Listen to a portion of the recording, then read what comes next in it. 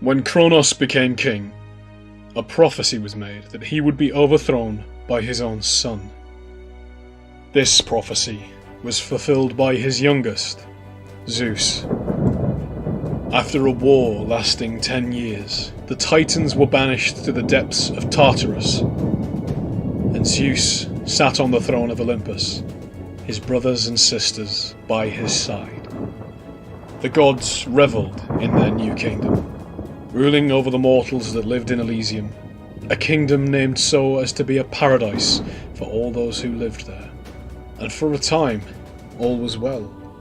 But gods are prideful beings, and soon began to bicker and argue amongst themselves, turning a blind eye to the realm of mortals.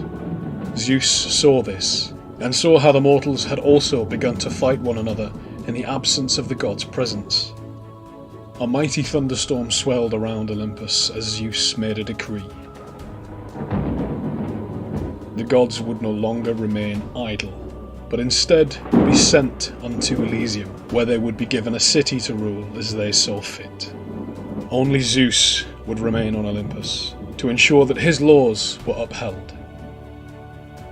Unhappy with this order, but unwilling to incur their father's wrath and risk being felled by his thunderbolts, the gods made their way down to Elysium to live among the mortals. Each god moulded his or her city into their own image, whether that be the beautiful marble temples of Aphrodite or the towering spires of the arcane Hecate. The mortals rejoiced to be in the presence of the Olympians, and peace was restored again. No longer able to interfere with each other as before, the gods now use mortal champions to do their bidding. Through time, mortals have dedicated their lives into performing great deeds to gain the gods' favour, become their champion, and enter their names into legend. But peace can never last forever, and dire plots are brewing in Elysium. The war god Athena, as wise as she is beautiful, has gone missing. As tensions rise amongst the Olympians, other forces work quietly, and whispers are spreading that the reign of Olympus is coming to an end.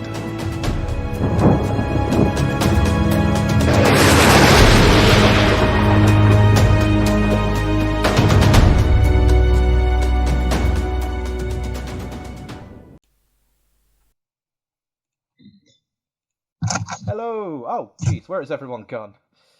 Oh no! There they are! Oh no! Really? Don't worry. Surely not. The slow dissolve. Yeah.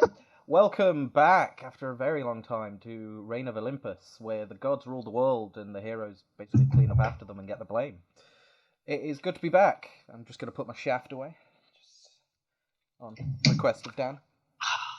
That's right, he might feel a little prick. Welcome back, guys. And in public as well. I know, it's been... I don't want to talk about how long it's been, really, because the last one was Too a long. Halloween episode.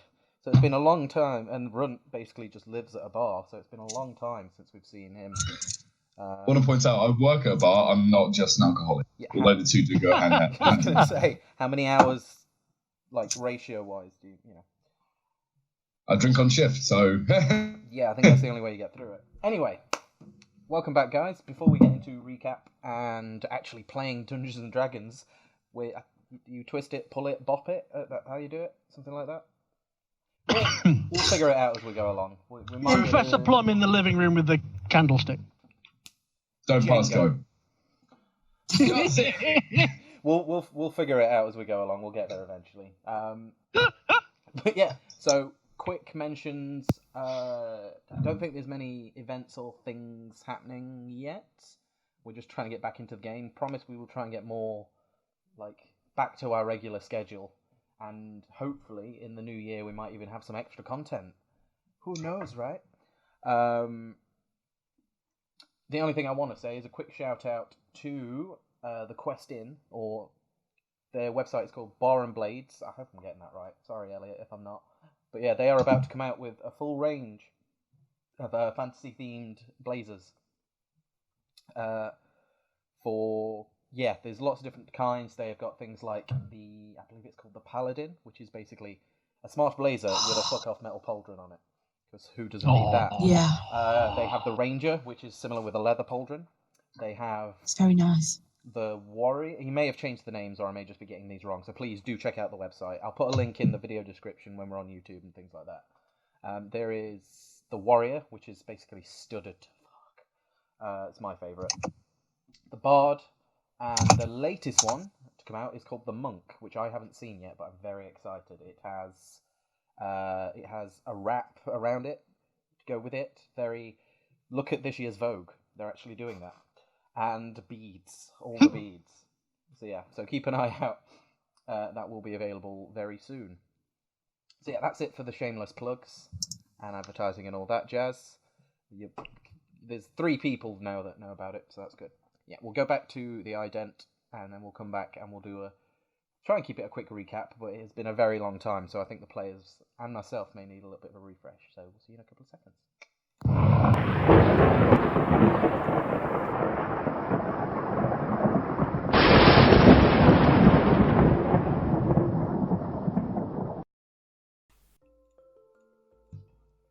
You'll find a way. We can just keep stum.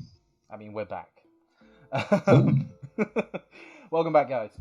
So yes, last we left off, we just closed our little adventure of our group, basically, with the Furbolgs, the village of Furbolgs that live deep within South Nidas Forest. The forest itself had become corrupted, and animals within the forest and parts of the forest itself were being changed and warped into things that they couldn't necessarily handle being changed into. We had things such as wolves that seemed to have Hydra-like blood that, whilst potent, was also killing the wolves themselves. We had a bear with like a hide as strong as the Nemean lion, but it meant that it could no longer groom itself, so it was killing it. We had lots of... The forest itself was falling apart, and so after tentatively making an alliance with the Furbolgs, which did soon become a friendship, they went deep into the forest with Silanos, one of the Furbolg Rangers, to investigate what they could. They found an underground labyrinth, for lack of a better word, which they explored and found several things in there that I won't go into, but they basically found out that it was almost like a factory being used to reanimate a long-dead titan called Orpheum. I probably butchered the name, but a bad dude.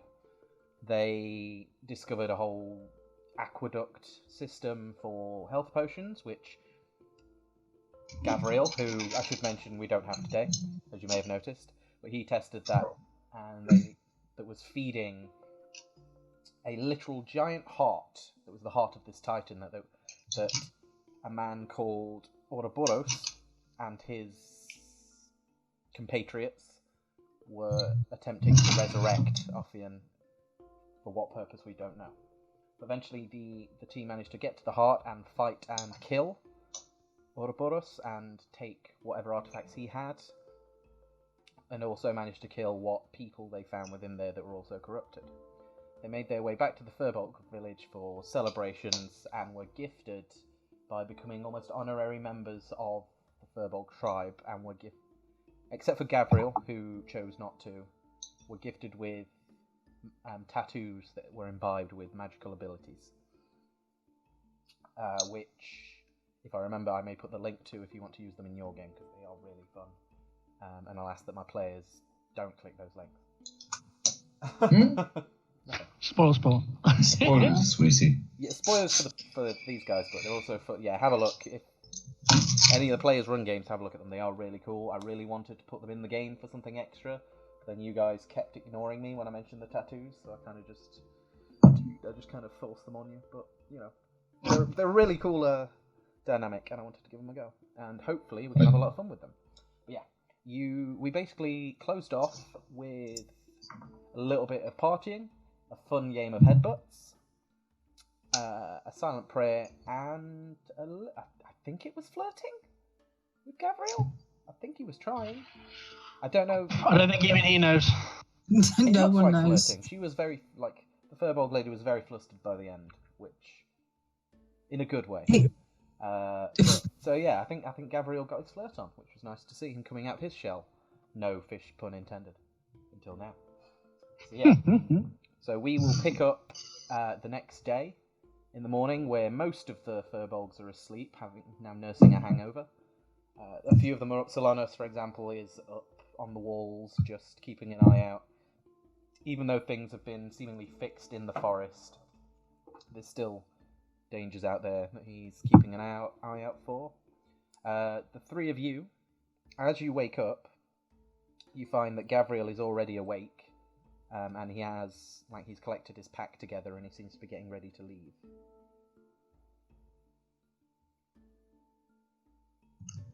Well, someone's in a hurry.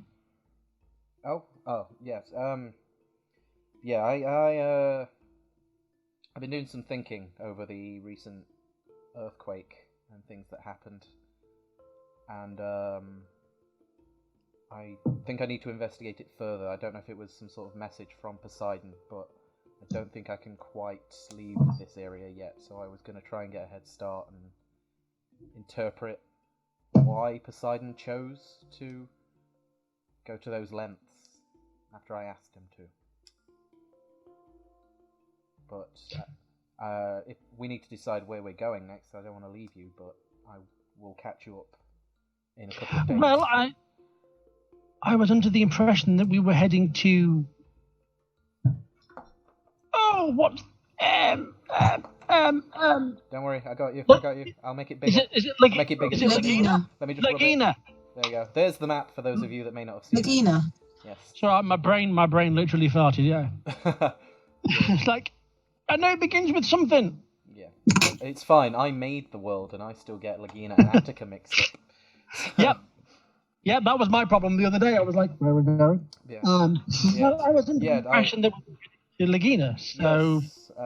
Yeah, and I will meet you at Lagina if that's still the plan, but I don't. I think I need to make sure that I know what happened here before I... Are you absolutely sure you... Well, I know who I'm talking to is a stupid thing, but... Are you sure this is what you want? Yes, I'll be a couple of days behind you, if that. I won't be long. I just need to make sure that what happened with Poseidon and the earthquake was what I think happened. And so I'm going to go and carefully investigate the epicenter again, just to be sure. And then I'll catch up with you guys in a day or two. Right, well, best of luck to you. Thank you, and I'll stay safe, all of you. And you. And you. I give him my dagger that I took from the guard in Delphi. Ken, if you're watching at some point, you have a dagger. Because I still need to sort out with Chloe with D&D Beyond so I can gift you guys items. But we'll do that later. Which, Yeah. also, anybody watching on the PC, if you can confirm whether that's working. Thanks. Who needs a techie when you have viewers? Chat. Yeah. Yeah. The answer is no. Oh. Not working. No. Yeah, well. That was fast. There we go. So yeah, so what is the plan for you guys? Are you going to head straight back on the road to Lagina? Can I just quickly check if my bandages and stuff need a quick refresh? Yeah, like, when, I forget names even though I made them up. When the nice Firbolg lady that I believe was the one that Gabriel was flirting with. Probably. But I will double check. Or she was flirting with him first, but yeah, Iargwyn, when she looked at your petrification, she also helped you with the rest of your stuff, so you should be okay for now. Like, they're relatively fresh. Even having been through that place, yeah? Yeah, well, you weren't crawling through the sewage like Kaya was, so... Yeah, okay. So yeah, you're in a better state. And they were... Yeah, I was going to say, if they've got any sort of, like, spare herbs I could use for my tea purposes, for my medicinal tea. Or at least they can point me into where I can find some to pick. Yeah, if you speak to Solanos, he'll probably be the best one, but he can point you in the direction of what to look out for as you're leaving the forest. I shall do that. Okay, yeah, he points that out for you easy enough. Anybody else have any last bits and bobs they want to do before you hit the road? Eat some breakfast. Fair. Yeah. What about second breakfast? Yeah. 11's afternoon tea. Like I said, there is still. You'd have to just relight a bit of a fire, but there is like half a non-corrupted, thankfully, pig still hanging over the fire from last night's feast. Got through several of them over the night, but there is still some left for the equivalent of morning bacon. Oh, wonderful. Do they have any alcohol that I can take with me on the journey? The best person to ask would be Varric, but you can all hear from every part of the camp he is still very much snoring and asleep. Alternatively, you could do the horrible thing of going around and collecting the half-empty chalices and horns. Yes. And, yeah, I thought. No. Yeah. I'm having drink. I'm having drink. Yeah, you have one wineskin just labelled dregs. Oh. It's good to have you back. In the Spartan army, we call this nectar. I call this a migraine. That's a hangover. They're very easy to confuse. Yeah, it is. Just literally label it dregs. That's what you have. How about you, Kaya? Can run right. Anything less disgusting you'd like to do? No, just sort of effectively packing up what's the various bits and pieces and just wandering around, seeing who's awake, just chatting to people while Runt's off getting his dregs. Yeah, well... You know it. There are a few people awake, like, Balar is slowly waking up, and all the children are awake, so that means, like, Laurafine is awake, looking after the children, and things like that, so... There are a few of them awake, just getting things ready, and as you all do decide, like, get ready to leave, they come and, like, wave you all off. It's quite nice. It's like seeing you off a boat. Oh, and sit lovely. What a load of ship. I will give you the Yeah. advantage. Just as a note, because it's been a while, so it'd be silly to try and get the gods to decide, because they have memories of goldfish. As a welcome back, each of you has one advantage. Ooh. One inspiration to use before the end of the session. Just as a... Okay. We're back! So yeah, before the end of the session, you each have Favour of the Gods. Cool. Thank you. Which is like in contrast of last time when you didn't get any because they were angry at you. Yeah. Well, I mean, they did then create a huge earthquake, or at least one of them did. One So Yeah, well, you asked. I Someone didn't know asked. such thing. Someone asked. Take group responsibility, people. I was quite happy just to try punch my I way was out. making I was making my own earthquakes. Yeah, I told you to lay off the beams. Right. Yeah, so... Puns yeah, aside. The only thing I want to do as we're leaving, I just want to just silently put a hand on Gavril's shoulder. Didn't say a word, but just put a hand on his shoulder and then just walk off. Yep. Okay. So yeah, you are heading off southwest to southwest to get across. Oh no, you're across the river. So yeah, it's basically due west and across. Yeah. I think we should maybe ask Solanos if he's got any sort of like quick route that you might recommend. Like he gives you a quick route out of the forest, but beyond that, That'll do. That'll do. Like say the furbolgs stay hidden within that forest.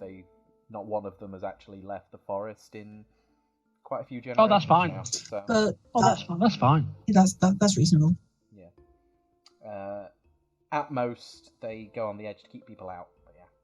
So yeah, he leads you quickly out of the forest. So you get out of the forest before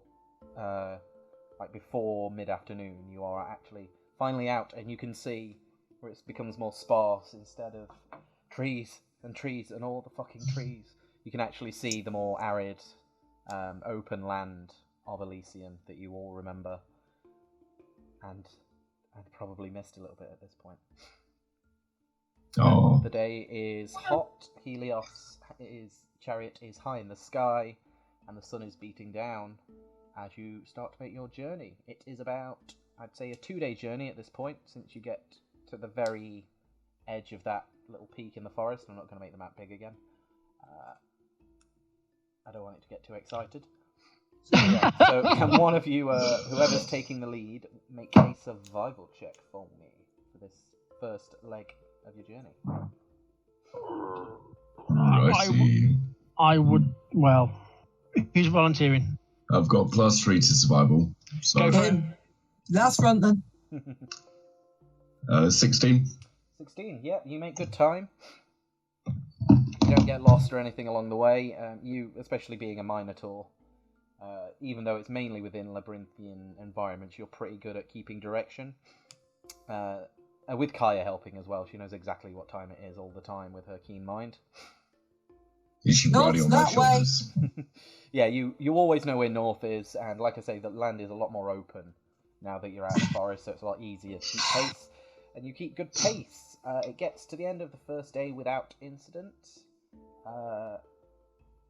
Did you want to try and find somewhere to camp, or just drop where you can? It may be a little bit difficult. As I say, it's quite open land at the minute, but you're welcome to try and find somewhere. What would you guys like to do for the night? I mean, there's no sense in not looking for somewhere to camp, is there? We can find somewhere a little bit more sheltered, a little bit more out of the way. Any shelter's better than none, but if we have to, Exactly. if we have to literally rough it in the open, Okay. I'm sure Wouldn't we've be done the first time. But I want to be Little Spoon if we have to do that. I believe it's But I'm pretty called sure jetpacking. Yep. Actually, what would it be called in ancient Greece? I'll think of something. I'll make Jim's my new. He's the new Hag Heroes editor, so he can do a viewer poll of what jetpacking would be called. Yeah. Yeah, well, first I need to Google what jetpacking actually is. That's where the smaller person is the big spoon, so they look like a Yes. jetpack. That's amazing. Yeah. There you go. If nothing That's else, you've genuinely- learned something today.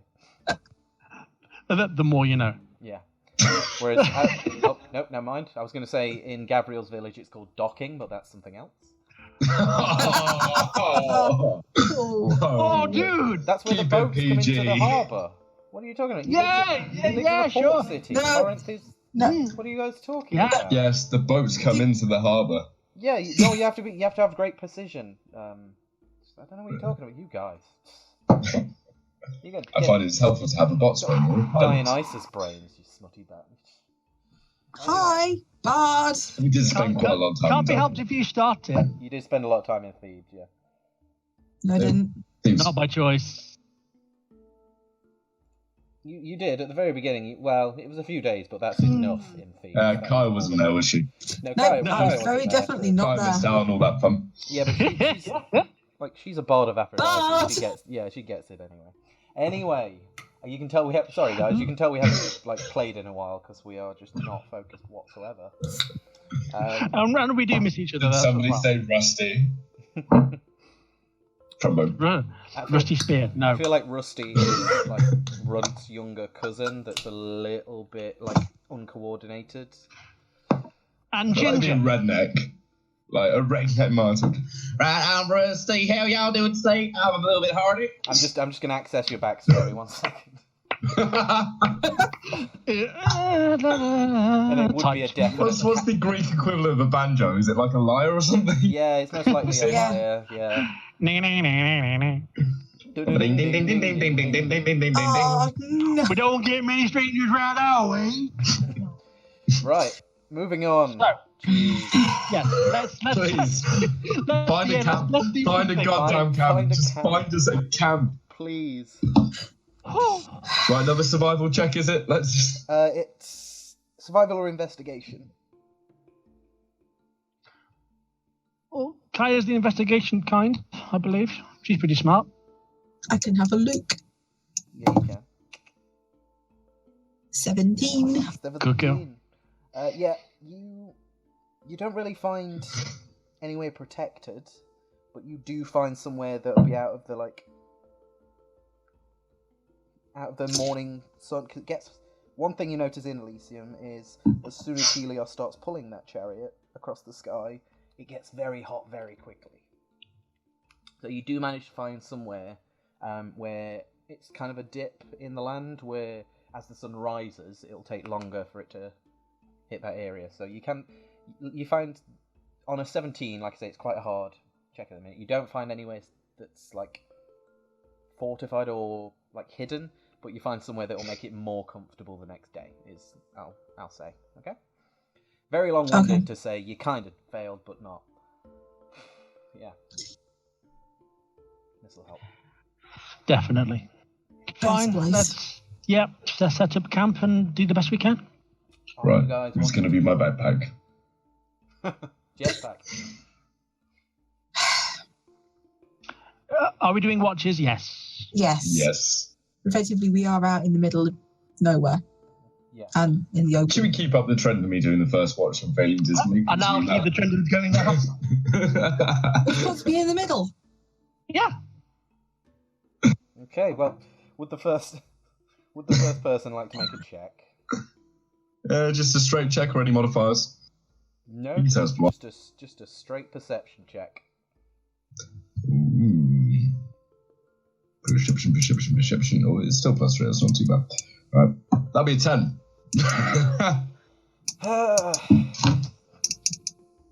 I love that we keep on vogue. It's good. Yeah. We've got little things. Okay, yeah. On a 10, you. Oops, sorry. What you don't get attacked or anything like that, but you notice it does get quite cold as you're resting, and at the end of your watch, you wake up. Who did we say was second watch? Sorry.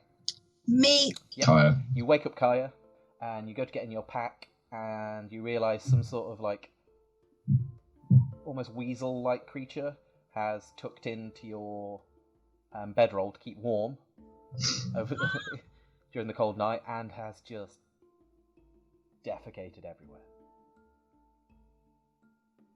I don't care. It's already covered in my shit, so I get in anyway. Yeah, I figured you might. The rodent is also gone.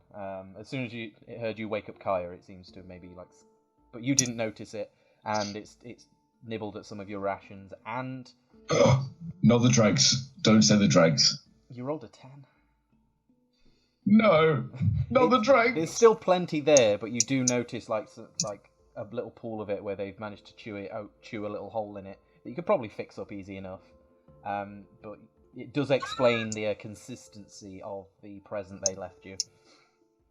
So it was weasel Guinness shits, is what you're telling me. Yeah, without going into it, that's basically what happened. Quick biology lesson. There we are. I was trying to make Don't it drink, PG again, kids. but yes, it was weasel Guinness shit in your sleep. It's like the deep heart of a horizon up in here. Ugh. Just oil spill everywhere. Moving up, so Kaya, yes, would you like to make a more successful check than that? Perception. Yes, please. 21. 21. Okay. The night goes by without issue for your watch. But halfway through your watch, one thing you do notice, let me see if I can get the directions right from here, is kind of from like the north in the sky. Yep. You see heading southeast towards the Vulcan Mountains kind of area. You see a shooting star. You notice it because it is bright and it seems very big and very close, but it heads off like hundreds of miles across. You don't know what that means. Ooh. Okay. Okay. Mm. There we go. So we've gone from weasel shits to shooting stars. Don't say we don't. Yeah. We can't also class it up. But yeah, you see that and you don't know if it means anything. I'm going to make a note of it anyway. Use it for inspiration. Fair enough. Okay. Yeah. Starlight, star bright, why am I covered in weasel shite? Or something like that. Yes. Yeah.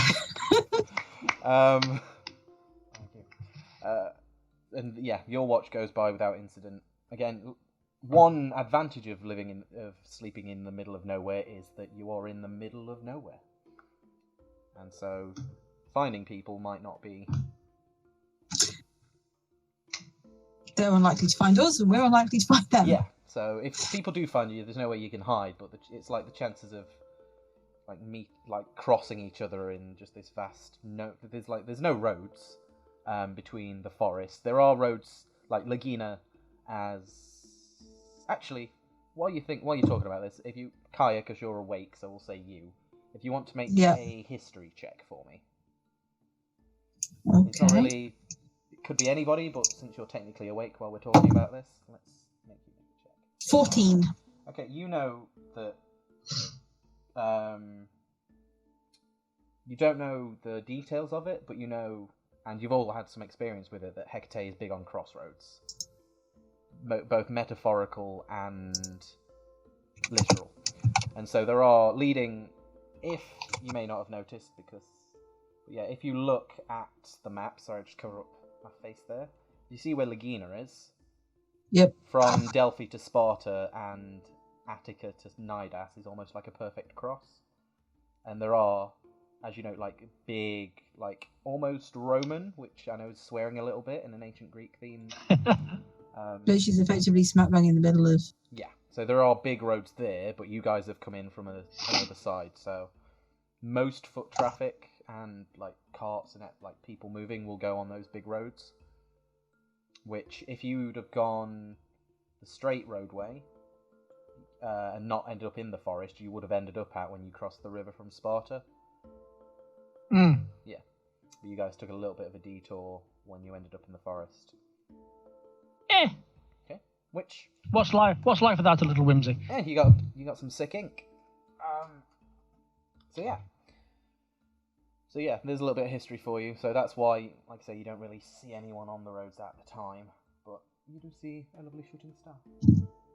Yes. Okay, and finally, Mercy, when you wake up, would you like to make a perception check for me, please? Absolutely, dear. That would be a 16. 16, okay. On a 16, yeah. You're kind of in the middle with that, almost exactly. I'm not going to do the maths, because fuck that noise. But yeah, there's no, like, celestial or astronomical. There's no stars. Astrological, thank you. There's no astrological sites, and there's no rodents using your butcher's toilets. Is the moon still mostly up? It's mostly up. It is, like I say, at this point, it's kind of waning, almost like... Yeah. It's not quite a half moon, but... Yeah. I just want to walk just far away enough from the camp, just so I'm technically out of any potential earshot. Yeah, go for it. I just want to just... fart? No, far from it, dear. A lady never farts. But no, I just want to just have a look up at the moon while I'm touching the new star. Okay. And I just want to say, I'm not particularly au fait with this kind of thing.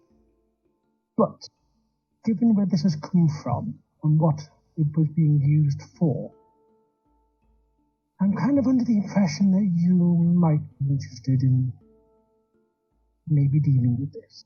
I would rather it not fall into other human hands lest it be taken for granted and usurped in some way. I'll look after it for now, and I may find use for it in the interim.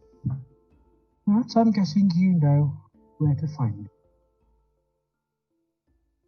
Okay. I'll leave it at that. Yeah, make a religion check for me. And I will use my inspiration. Okay. Well, feel free to roll first and then decide if you need to use it. But yeah. Can I guide myself with this check? Yeah. Anything that is 10 minutes or less, you can use guidance with. Well, I don't necessarily need it.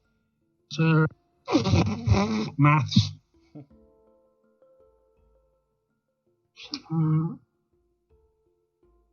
23. 23. Okay. Yeah, you finish your prayer, finish the communication to Hecate, and although, like I say, Persephone is your god, primarily, but you've had dealings with Hecate a lot, especially recently, and you feel like the moonlight shine kind of where you're sitting as you speak, and you don't know, like, Hecate is very, if you could liken to her like another kind of god, she'd be like a trickster god almost, but no. Yeah. If for those of you that play Warhammer, she'd be like Zeech. Oh, Zench, yeah. Yeah, however you pronounce it. Oh, yes. Knows. You know, she's the... Yeah, exactly. That's exactly the point, I guess. Yup. Yeah, she's kind of secretive, and she has her own plan, which might not seem like it makes sense until it comes to full fruition. Yeah. But you feel that at least she heard you and she is aware of this thing in your possession. Whether she cares or will do anything about it, you don't know. That's fine. I'm just putting it out there. Mm-hmm. And I'll just casually wander back. Yeah, no problem. Okay, so morning comes up. Like I say, it's not as stifling as it would be with the spot you've chosen. So you get up early enough. You manage to make yourself some breakfast, any leftover bacon, any, you you could maybe try and have a wash if you wanted to. Try and find somewhere. There's no water nearby, but it's, do your morning routines, things like that, and feel free to head on your way. I'd say at this point you're about you probably won't reach Lagina today unless you wanted to carry on for a while. But if you keep a good pace, you should reach the city tomorrow. We'll see how we get on, and maybe if need be, just press on regardless. Mm-hmm. Depending as to how things go, yes. And thank you, Dan, for subscribing to this channel. To myself, is basically, very self-aggrandizing. I'm not. But yes, thanks to everybody that subscribes. If you do have a spare Twitch Prime subscription, please do that. Words. Yeah. Moving on. So yes, survival check again, please, for the first half of the day. Oh dear. Shall I do one for a change? Yeah, you go ahead. My luck is not on my side. No, but you do make for a decent ride. We weren't going to talk about that. I thought we had an agreement, okay? What were you doing while I was sleeping? One time, the dregs got to my head. I've been riding on his shoulders because I'm short. Yeah, of course. The dregs is going to be a thing. The dregs is going to be a thing. Oh, do I notice that his wineskin's leaking? Well, no, his wineskin isn't so much leaking, but he doesn't smell great. But, It's 70 now, but that's for a completely different reason. Yeah, he doesn't smell great, but whether you notice that depends on That's true. Anyway, I got a 17 on the survival. Okay. So, yeah, on a 17, you make it to lunchtime with no issue. As you start to get closer, like, within the city, you start to see, like, the odd field of grain and things like that, and you don't see many people working. It doesn't like it's deserted or anything like that, from what you can tell. Maybe it's just, like, part of another area where the land is better to grow, but not better to live in, so people travel out to work on it when needed and come back. Okay. Yeah, at different times of the day. So, like in certain countries where you walk to get water, because Sure. Although it's good to get water, it's not great to actually live there. So maybe they just, commute, as it were. But things you see more signs of life, even if you don't see people. That makes sense. Okay. Yeah, it gets to about lunchtime, and if you guys want, you were given some, as well as stealing dregs and a bit of leftover pig. You were given supplies and rations and things from the Furbolg tribe. Marvelous. As you left, so feel free to. They gave you about 5 days of rations, which you will have used like one day's worth so far. So if you wanted to, if anybody's keeping track of that stuff, which I will most likely only make you keep track of if it becomes an issue. But if anybody did want to keep track of that, you each have 4 days worth of rations. Okay. Cool. That'll go on a random thing for now. Right. And Picnic. things are good. Coolio. Let's have a nice little picnic, shall we? Picnic's good. I spread my Spartan cape out like a picnic blanket. A picnic blanket. I'm smarter than the average Minotaur. Hey, boo. Oh dear. Oh, only you can prevent weasel fires. That was less weasel fire, more weasel fire in the hole. Yeah, that too. Anyway. Yes. So you get to about lunchtime, you have a nice picnic. Is there anything you guys wanted to talk about while you were... I want to discuss how much I miss. How much what? How much I miss Gav. Oh, big softy. It's only been gone a day. Am I sensing sarcasm, dear? No. I would insight check you, but I know. I was about to say, make an insight check. Advantage. That'll be a 20. It's a 21 anyway. I was being sarcastic. Yeah. But only partly sarcastic. I know how you. I know, but I'm kind of curious as to how much trouble he's managed to get himself into. And next week on Have a Go Heroes, the standalone ventures of Gabriel. Yeah, that's right. We're going to make a spin-off because we're doing so successfully as a main series, you know. Yeah, exactly. Dear. Look. I mean, at the end of the day, he'll always maintain that he's doing what he believes, whether or not we agree with it or not. And I know I don't. But Because fish are renowned for their intelligence. But he is. But that's the thing, though. We all know that all of the people that we worship have flip sides, and clearly this is the one side of Poseidon that we don't always get to see, and clearly he was sufficiently true. Yeah, I appreciate the fact that his Poseidon intervened. I do appreciate that. However, I am more concerned about the fact that Gavriel doesn't necessarily have the best relationship with everybody else, and seems to occasionally end up wandering into trouble.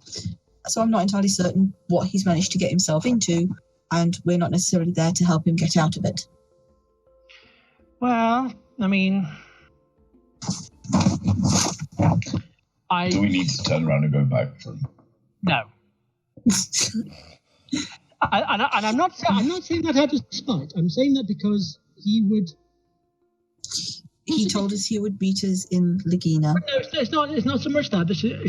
It's more of a. I would say it's a combination of maybe a little bit of a confidence issue, maybe a little bit of hubris, maybe a little bit of whatever. He clearly has certain issues with regards to his God, and I'm not going to explain that. However, we have to ultimately respect his choices. But again, whether we agree with him or not. As much as we appreciate what Poseidon did to a degree, Poseidon clearly was giving no fuck about where he was going to spend his life. And if the Firbolg had perished as a result, we would have had more blood in our hands than we would have liked. Let's be honest. So it's a question of curbing one's enthusiasm, I guess. It's a question of addressing that and trying to figure out where he stands. And I'm guessing he would rather do it by himself. For now. I mean, I'm not saying we all have potential issues with for whatever reason. I'm not saying, you know, I mean, you Runs, you managed to acquit yourself pretty well. More than well, in fact, considering. Yeah, he gave me a nice toothpick. He did, but who's not to say that, it's not a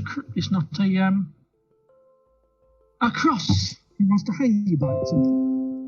Oh, I assume he does. As long as I keep hissing shit, I reckon he's not going to be that mad at me. So. Yeah, exactly. I mean, my God's fairly. No God does anything without some kind of ulterior motive. We've noticed that since the start.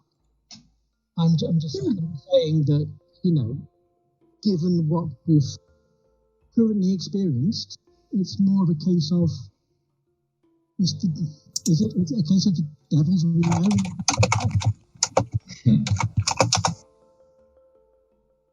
I'm just saying, really. This conversation's way too full of my tiny little brain. They won't got any booze. You're not that dumb, dear. You're not fooling anyone. Look, there's only the three of us here. Shut him out.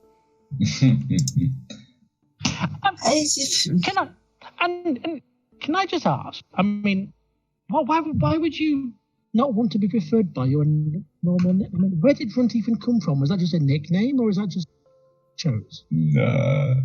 Sort of stuck. My dad called me Runt. My brothers called me Runt. I got called Runt. And you're the smallest. Are you actually the smallest in your family? Yeah. Out of my family. I'm the smallest. You're the smallest.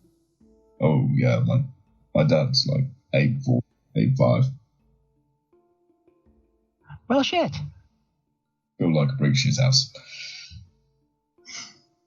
If he's more ways than one, I'm sure. If he's more built than you, then oh my, what in the ever-loving wow? Okay. It's all right. He can't fight for shit. He's a farmer. But as long as you're comfortable with us, at least your name. I mean, we won't, throw it out. Runt's just my name. It's what everyone's always called me. I'm on about the other name, dear. Oh, yeah. What do you prefer? I prefer Runt. I've answered to Runt for so many years now. Well, Alexandros just doesn't sound right. If you ever step out of line, I will throw the mum voice at you. It's all right, because if you ever step out of line, I'll throw Kaya at you. Hey!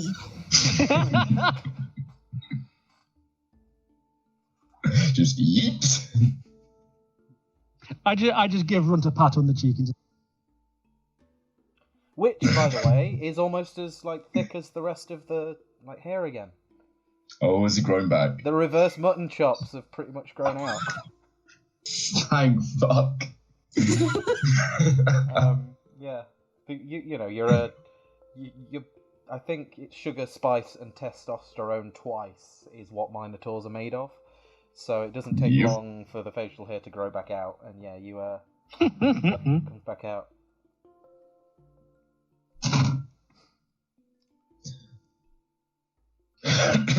But no.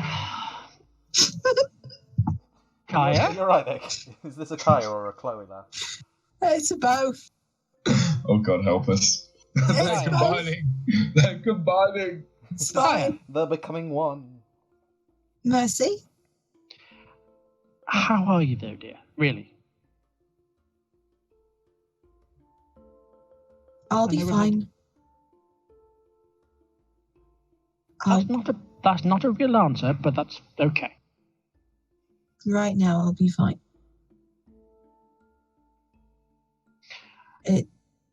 It hurts. And I'm pretty sure that the confrontation before didn't really help matters much with the furbolgs either. But at least that's settled now. But that can't have been easy either. No. it was nice seeing. It was nice seeing them happy. Oh, very Even- much so. Even if it means that I'm not, I can at least appreciate happiness for others. At least right now. That's fair. What about you? Are you okay? But we're same pain, different day, dear. Nothing really changes then. No, just my casual disdain for it. And the migraines? On and off. Well, They weirdly seem to come on when Runt has a fizz rep and off. No, there's a reason for the headache, Yeah, but there's, I've never there's two really. different types of migraine. We know. But there's a reason Yeah. why. Are you trying to imply that I might in some way be problematic? Never. you threatened to yeet me at mercy if needed. Well, you're the nearest throwable object. So, if Gavriel was here, would you throw him at mercy? Yeah, I don't know. I can't really shot put him as well as I can you because he's got all that heavy armor. I mean, you just. Well, that's just rude, but funny. And on that lovely note, we will Batman. And does someone want to make another survival check for the next leg of the journey? As like you finish your food, it's all settled. You're not going to get any indigestion. And you're back on the road. 19. 19. Oh, good luck. Yeah. So you're heading there, and you can start again. You're seeing more signs of life. You can see like fresh hoof prints and things like that. You do get to say it's around like the sun is still like roasting hot, to the point where if you guys weren't Elysians, like natives, as far as you know, you would be making con saves for the heat, basically. Oh yay! Well, it's a good thing I've got my hood to cover my lovely pale skin. Yeah, which you do pretty much have to have up. But on a 19, you all manage just fine to keep a steady pace without overdoing it and getting heat stroke. Is there any chance that on a 19 I can spot like a stream or something knocking around where I can wash all this ferrishness off me? There's no real stream. You can find like when you pass some of these fields, like the lower leaves that aren't used, you could use it as like a horse like the equivalent of a baby wipe. Like there are like a few olive groves where there's like some oily leaves that could probably help. But yeah, there's no.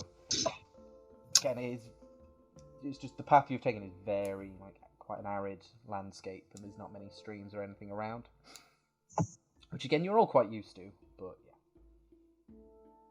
yeah. You get to, I'd say about 4:30, 5 o'clock, just when the sun's kind of starting to die down. And you do see in the distance like a small group of people.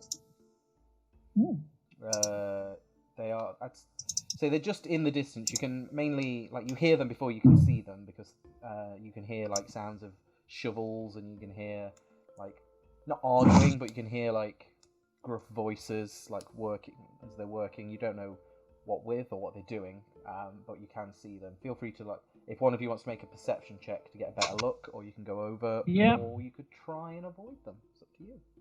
I'll do a quick perception check anyway, because why not? 12. 12. Yeah, you can't really see much. It looks like there's maybe 3 to 5 of them digging. Okay. Like, they look to be digging a hole. So that's why you're not sure how many there are, because you don't know how many are in a hole. Well, there's folks. Do we try and find out how far we are away from Lagina, or do we just mosey on past? How many folks? 3 to 5? 3 to 5, maybe? Yeah. No, I reckon we could take him. They might not be our enemy. They could be friendly. I'm just saying, I mean, should it come to the worst, I think I can take 3, you can take the other 2. Just calm thy muscular tits, dear. Stop it. And how many do you aim to throw me at? All of them, probably. We'll line them up like skittles and I'll bowl you into them. I think you may have just invented that in this world.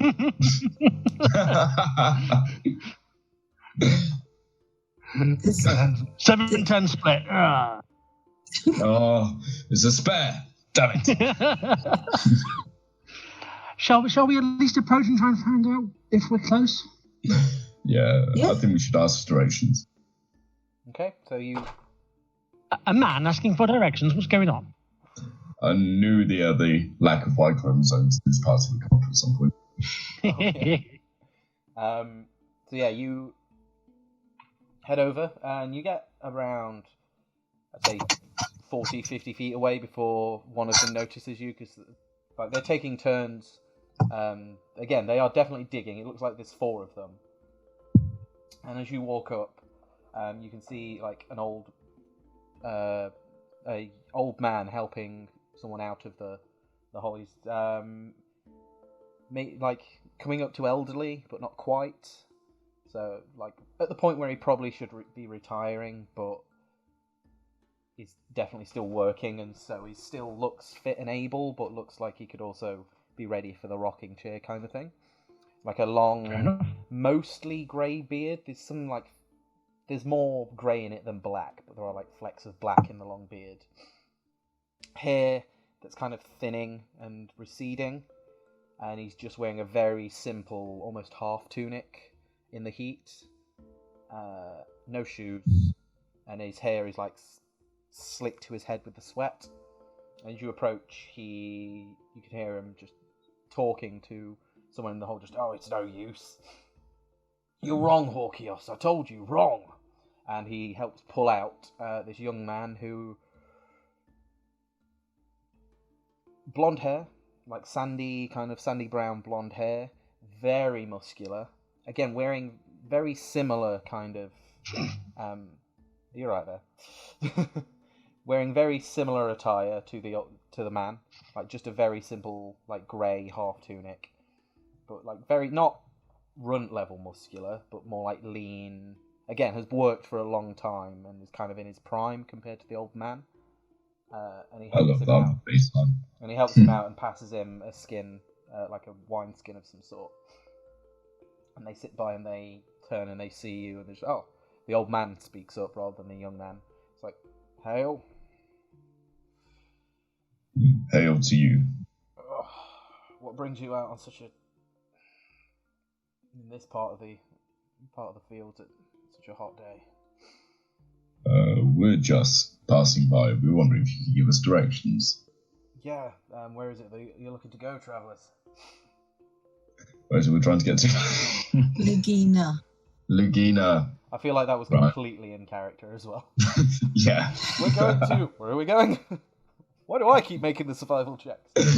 So I'm a bartender. I had Lagunitas stuck in my head. I was like, it's not IPA. We're not.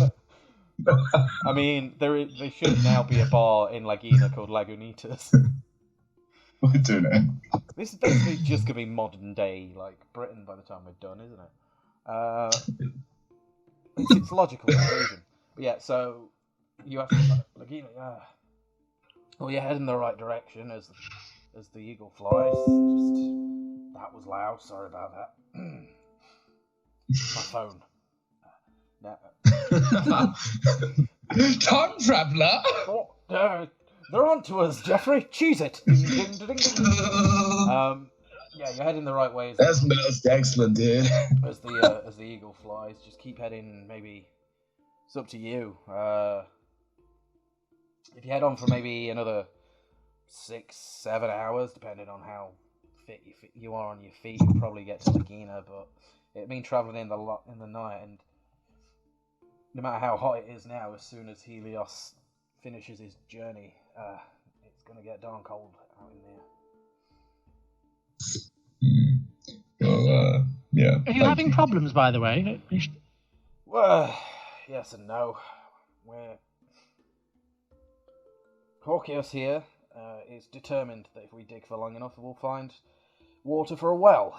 But we've been digging for a very, very long time and still nothing. Hawkios, again, he just looks up from the wineskin and just smiles and just waves at you all. He doesn't say much. I nod at him. He just turns to the old man. And he just said, look, I gave you my oath. Keep my oaths. If we keep digging, we'll find water, okay? And it's like, yeah, so you've been telling us for the last 4 hours in this God's forsaken heat. Well, if you need a hand, I can help you dig. Well, more importantly, do you have any proof that there's water going to be here anyway? What? Well, we work in the nearby fields, and we've been looking to find somewhere over the past few weeks to make it easier, and maybe actually set up a town nearby, some sort of residence. And we've tried a few places, but we met Hawkios recently, and he reckons he knows that this is the place to dig. And so, this is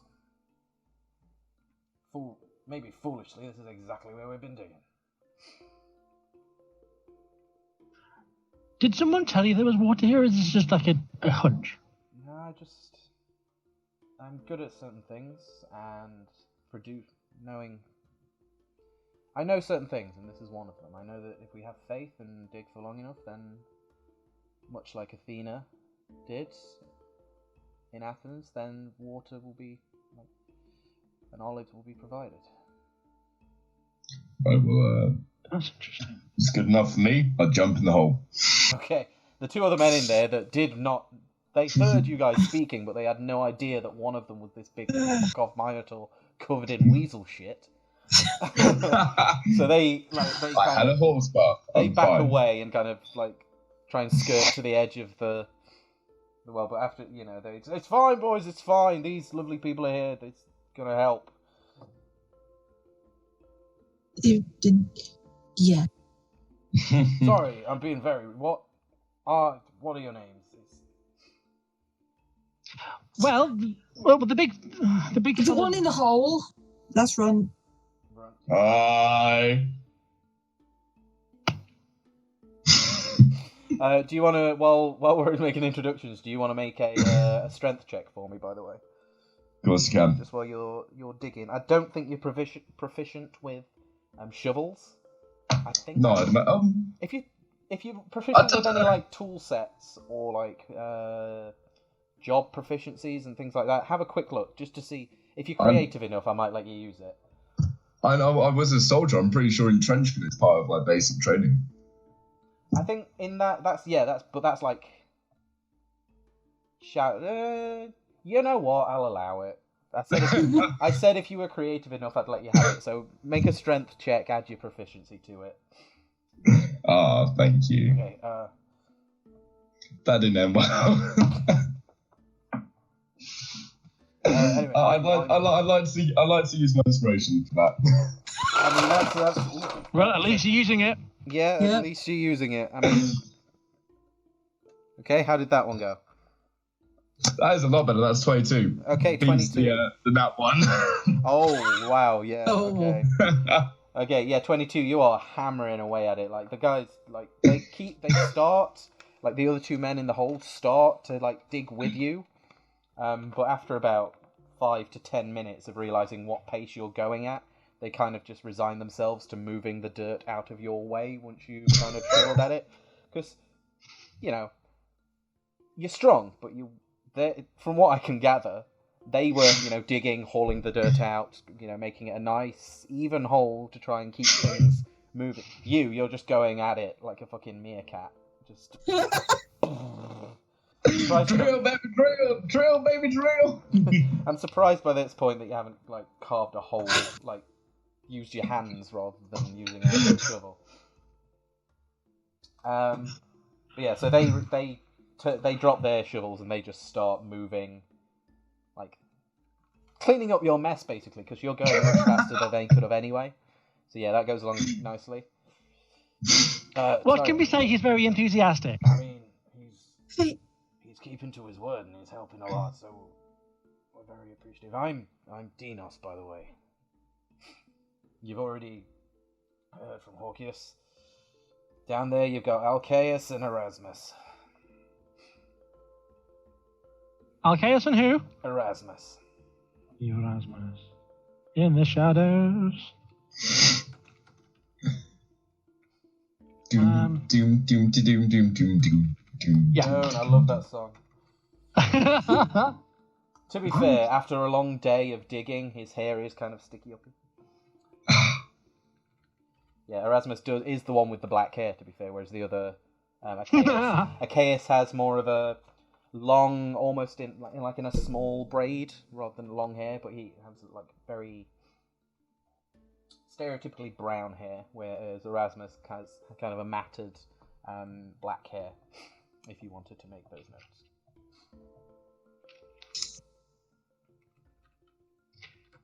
Well, I'm not sure. Yeah, what's your name? Sorry. Well, most people just call me Mercy. Mercy. So. It is a mercy, definitely, to see others around. We've been out here a while, and how about yourself? I'm Kaya. Kaya, nice to meet you, Kaya, and thank you for the company and for the muscle. Thank you to Ichthus, the GM, for subscribing. Sorry, I don't know what came over me there. Well, you're welcome to sit with us, and we don't have much in terms of like a full meal, but you can share wine, and we've got some bread, and some olives. Well, I'm sure the big fella would certainly appreciate the libation. No problem. Now, look, Hawkios, why don't you keep our friends libated? I'll go down and make sure that your enthusiastic friend down there isn't going to collapse the hole on everybody, and get him some wine. He'd appreciate that. Can At this I? point, I'm halfway to China. Yeah. Can I just quickly ask? I know Hawkius mentioned Athena. Is that somebody that might be? What's the word I'm looking? How can I phrase it? Is she the correct person to maybe appeal to actually try and find out if there is actually water to be designed from this area? Who would be the most appropriate? My brain is just like, I know. It depends. Make a religion check for me, actually. In my head, I'm like, I can't remember which god. So it's like, Yeah, no worries. That's you may not know yourself anyway, so it's fine. No. 'Tis a 20. 20 on a 20. It depends, because like the story he mentioned is weird, because in the myth, Athena wasn't the one that gave water. If it's the story you think of, it's the naming of Athens and the choosing of the patron god of Athens. Sure. I've forgotten the original name for it, but it's not too relevant.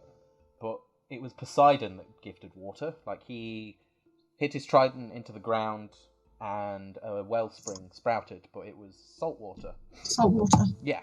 Whereas Athena gifted them with the olive tree, which gave them oil and food and materials and things like that. And so it's a weird one it's kind of a weird story to reference. You get the message behind it, but yeah, it's not. Water was in that story, but it wasn't him that gifted it. It was it was. Although Athena was the one that was the most helpful, so you don't know. Yeah, I'm just curious as to, like, if I wanted to just throw a little extra spiritual weight behind this. I'm just wondering. I'm just doubting whether Persephone would have any sway over this, given the On the 20, not really. Persephone, she would be good with the crops, like the tending of the crops and things, because she's a nature goddess and her mother is Demeter. Yeah, that's what I thought. In terms of like digging wells and finding water, that's not really. Yeah, but would that 20 give me a rough idea as to who might be worth appealing to? Any? In terms of specifically this, probably there's not really a specific god of like the spring, or there might be nymphs or Yeah. oceanads or naiads. Sorry, not oceanads. That's saltwater. But the closest you could think of, if they're trying to make a village or make a home, it would be Hestia, because she's the goddess of the hearth. So yeah, she's basically the goddess of the home.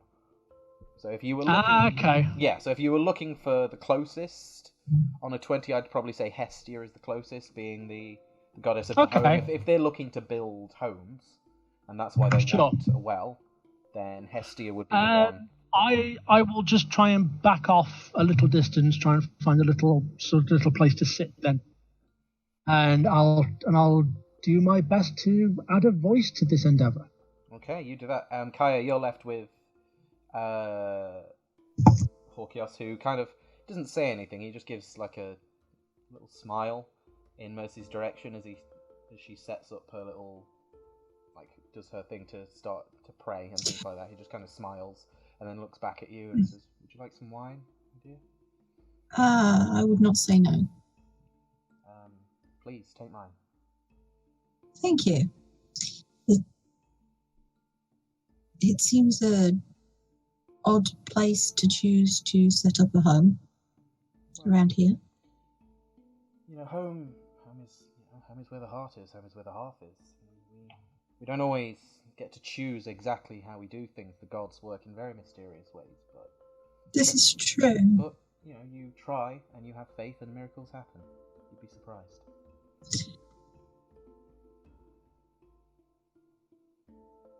Who was it that chose this location? Yourself or those that you were with? They were looking, and I met them on my travels and decided to help. And I didn't so much find this location, but I guess choose is a very good word for it. Yes, but it ultimately, my companions here will choose whether or not they have faith and dig deep enough, I suppose. So we'll see. Do I believe him? Make an insight check.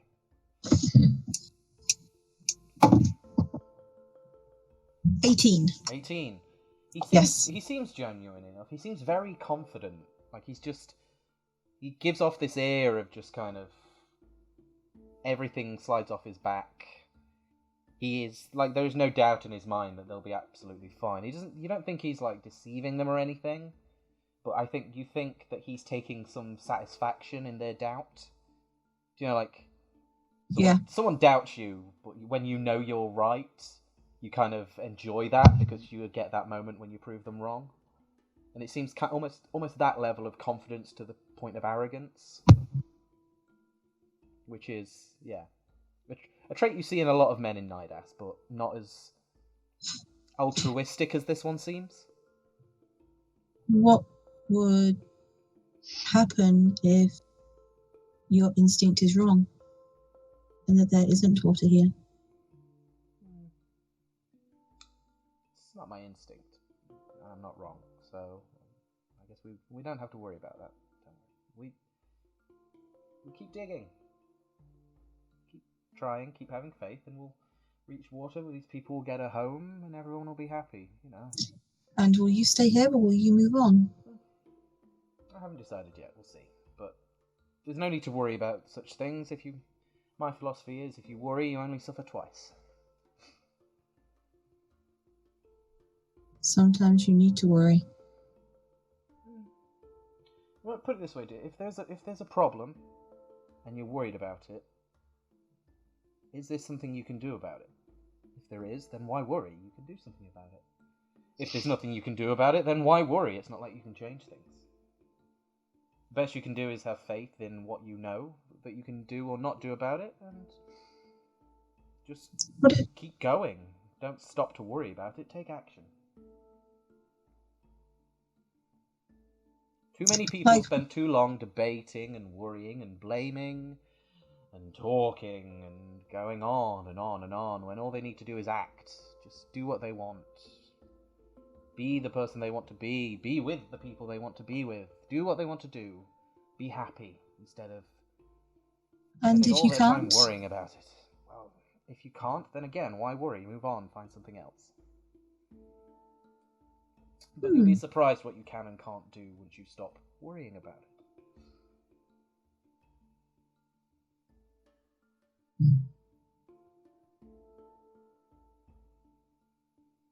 Thank you. Have I found a You water? really don't need to thank me, Karen. Sometimes you'd be surprised. Tell you what, rather than thanking me, do what I told these men to do. Once we find the water, we'll give thanks to the gods when you're next at the agora of any sort. Because ultimately, the only ones that we have to pay thanks to are them. I do that every day.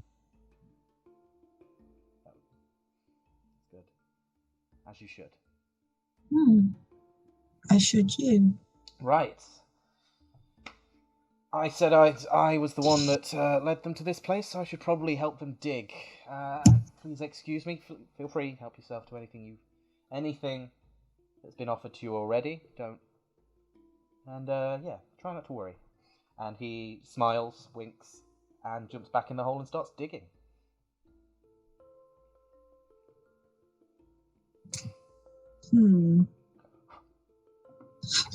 Yeah, Mercy. I dig faster. Yes, dear. Sorry. Actually, I'll come back to you with it, Runt. But make another strength check. Okay. Still with my modifier. Still with your modifier, as long as you're using the shovel and haven't just resorted to hooves. Yeah, 19. Okay. Good to know. Okay, Mercy. Hello. You were praying to Hestia, I believe. Doing the best I can. What are you just doing like a little ritual of bless, kind of like bless this well, bless this home, or did you want anything specific, or were you just trying to help? It's more of a, I don't want to say it's not so much a grudging plea, but more of a case of if there's something to be found to help these people out. If I have nothing to do with you, but there seems to be a lot of scope in at least talking to everybody at least once. If there is some potential sign that time and effort and energy, life will not be wasted by this endeavor, then please let something happen. If not, let us at least know that this is futile. And that dude is talking out of his ass. Make a religion check. Feel free to guide yourself. Cool. And I'm going to use my inspiration for. Okay, go ahead. Na-na-na-na-na. Natural 1 to natural 20. Awesome. Nice. So that makes 26. Okay. Yep. You pray, and you don't really. Again, you don't know what you'd receive if you prayed to Hecate, I guess. She's not Hestia, sorry. You'd know what you get with Hecate, probably. Yeah. Yeah. To Hestia. Again, I'm just literally putting a voice to the cause, and they're just seeing what might happen. It seems it sometimes works for Gavril, so at least I'm just putting the boat out. Yeah, never mind. Are we back to yes. We're not back to no, we're not docking again. No. Yeah. So yeah, you make the prayer, and it's less of a, like before you'd kind of get a signal from a god, or you think this or the other. It's more maybe you were overhearing what Herkios was saying, or maybe you were kind of just a coincidence that you're both thinking the same thing. But it's more of a self thing of you feel that at least you've helped people where you can, rather than have asked the gods to do it. You kind of feel like your warmth towards them, I guess, and your feelings of like something you don't have much of, like homeliness towards them. And feelings in general. Yeah, fair. But yeah, you feel that rather than something like a prayer has been answered. You just feel more wholesomeness, I guess, towards the situation, and you hope it succeeds. Even though you want to prove this guy wrong, you get that homely feeling, and you want this place to become a home for these people. It's not a question of not wanting to prove him wrong, but if he's wrong, then you know, I know what I mean, but yeah. Yeah, I know if he's right, he's right, but if he's wrong, you know, it's like being a douchebag. Yeah, but yeah, I know what you mean. But yeah, it's like I say, rather than feeling it's come from you for once, which is a nice feeling. Though? You didn't know you had home. Yeah, well, I guess that's up to you. There's a warmth to it. It's up to you whether that. Oh, I'm going full Grinch. Help me, I'm feeling. Yeah, Max, help me, I'm feeling. Yeah, it's a little bit like that. You're like, I'll just do a prayer, and I do want them to help, and the gods will help. And then you're like, hang on, no, I really want them to do well. I don't know these people. Sure. I've literally only seen half of them. The other two are in a hole. Why am I feeling these like emotions towards them?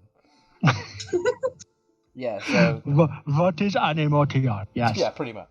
That's the best way to describe it, I guess. Okay. Thank you very much. Runt, back to you and your digging. Horkios drops down into the hole, picks up one of the shovels that the other two just decided to discard, and starts digging with you. You're pretty much digging neck on neck. When you see him, you start digging faster, and you do so, and kind of start to leave him in your dust until, because he doesn't seem to be trying at all. He's just kind of happy-go-lucky digging, and you just leave him in your dust.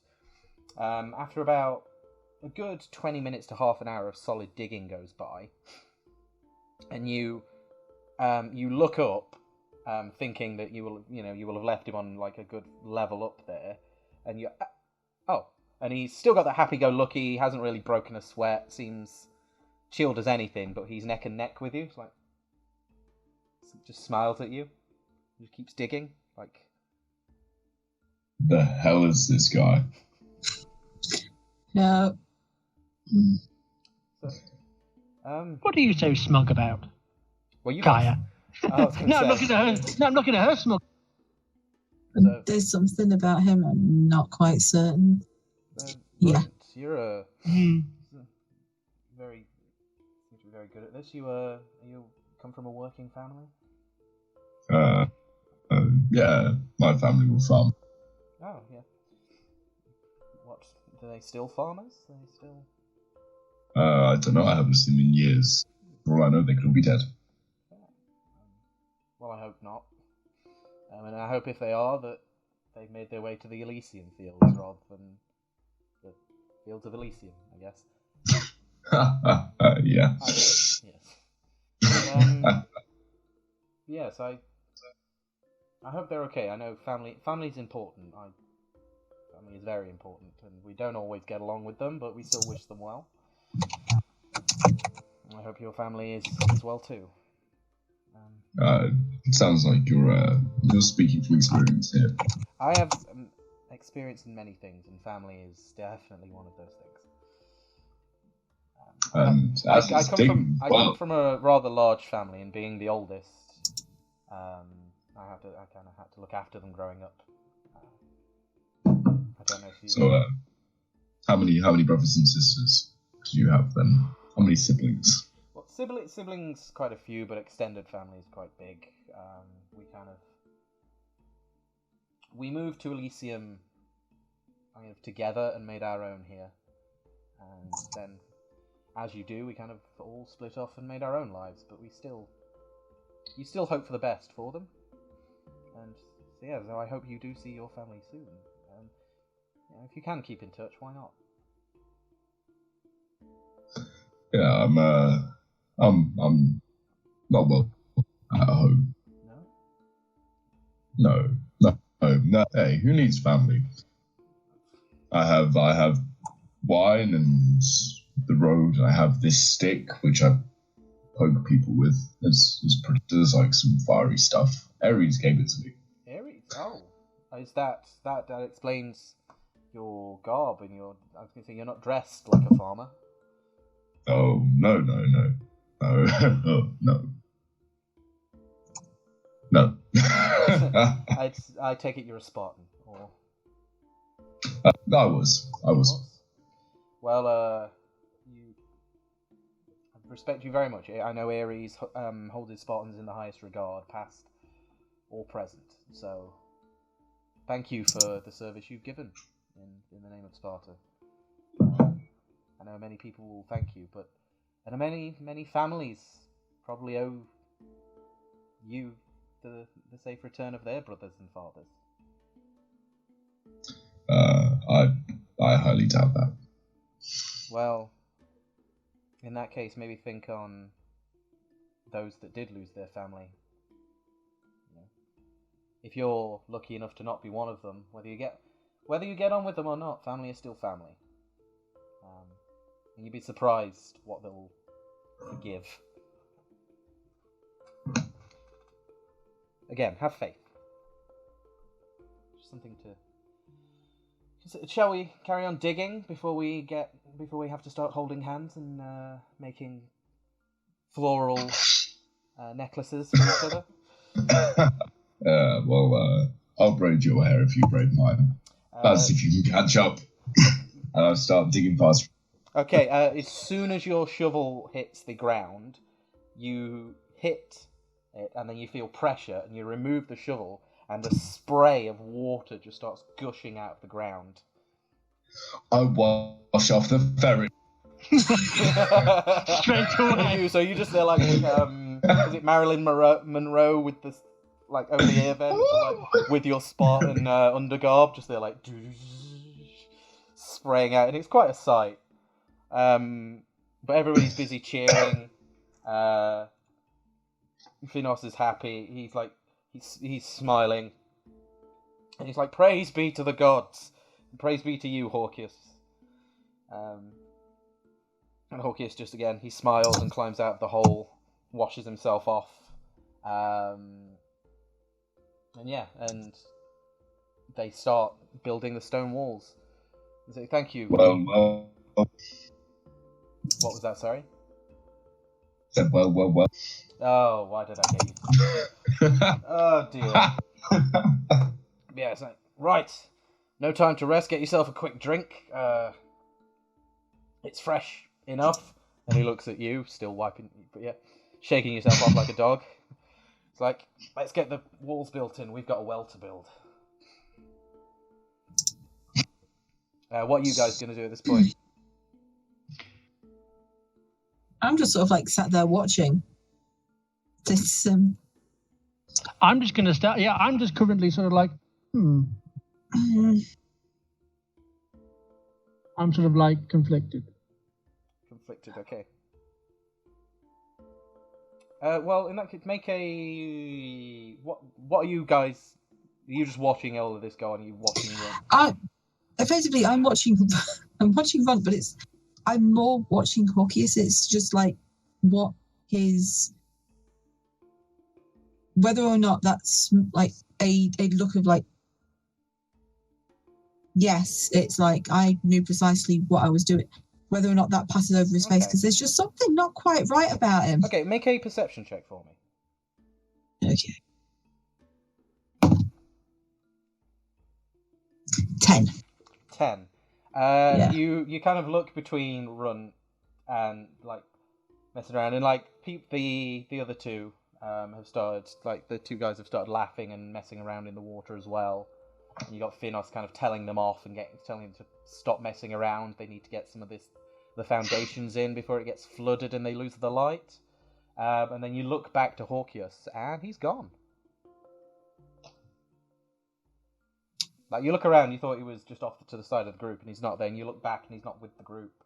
You kind of do a bit of a turn and yeah, and the place, it's like flat landscape all the way, but he's not there.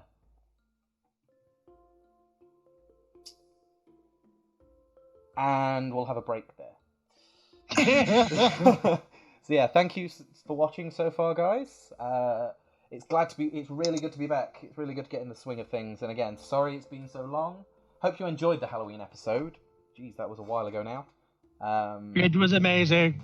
Had lots of fun. Hopefully we can do similar systems in the future. Even if it's not with me. I think it's from like Apocalypse World or something like that. No, Zoe, I'm not telling you a thing. Sorry, it's quicker than typing. I've currently got like all caps at me from some certain people. Like what? It's like I'll just refer you to the wink.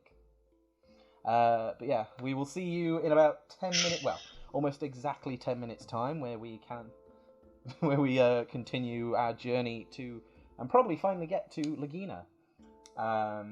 Unless you end up in the Feywild again or something, because we all know how much you love that. No. Oh, don't even threaten that, please. The migraine's back. No.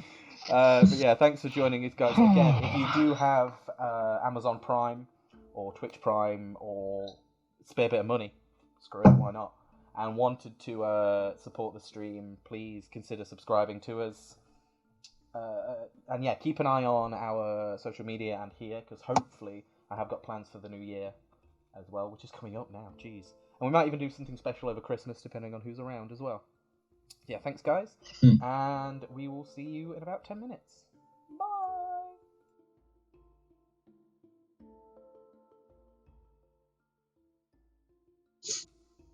And we're all dodgy again. Yeah, Hey, here we go. The wrong one. Hi guys! And we are Hi. back. We're just dodging in general, let's be fair. Oh, Now. someone's system.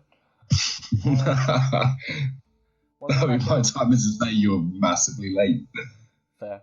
Welcome back, guys. Just before we went on break, the party on their way to Lagina. They're almost there, I promise. Maybe. They met a group of people on the road that were attempting to dig and build a well, ready to start a new village, and they kindly decided to lend a hand. They met some interesting people, namely a young man named Hawkius, who may not have been what he seemed. But yeah, we're not going to do too much of a recap, because you should have just seen it, so there's no point. But yeah, we will carry on. You guys, it's up to you. Do you stay and help them work into the night, or do you carry on your way to Lagina? Well, I think it'd be more appropriate if we ask them. Fair? It'd be... Phoenix, I mean, you could, but we're going to be at this for a few days. So I guess if you've got somewhere to be, you've already helped us a lot. We hit water. We've got to where we need to be. So if you all want to head along your way, I think you've already done enough. Honestly, thank you so much. God's bless you all for everything you've done. If you're around in a couple of days' time and you see a small guy wearing big armor, another big pointy stick, and a beard, his name never passed through. His name would be. You can't miss him. We will keep an eye out. Like I say, we'll be here for a few days, and hopefully at some point there'll be an actual village here for you to visit if you come through again. But we will keep an eye out for your comrade, and we'll tell him that you've headed on your way. Thank you so much. Sorry, how far to Laginas from here? Like, how many days travel? Like, about half a day's travel. You may want, like I say, you might want to find somewhere to camp before you get there. It gets cold at night. But We've already had one cold night, so yeah, we know. I mean, unless we could stay with you if that's okay this evening, and then travel on in the morning. So you are more than welcome to. Well, if we're going to stay, we may as well pitch in. Okay.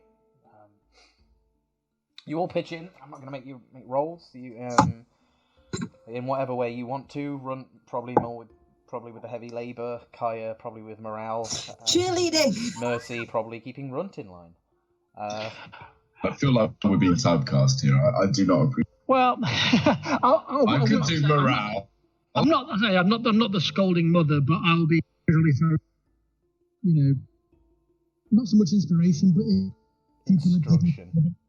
Instruction. Well, not so much guidance, but Guidance. So, You're supervising, is what you're telling us. Yeah. And to be fair, Runt can be inspiring in a way because He can. He has his new hair. He has his. new barbarian trait from the Arcadia. Yes, he supplement. can. My heroic aura. That's the one. So, yeah, He's also got groupies. he does have groupies out on the road. Like he has. You know, I don't. I went to the position. I got it checked.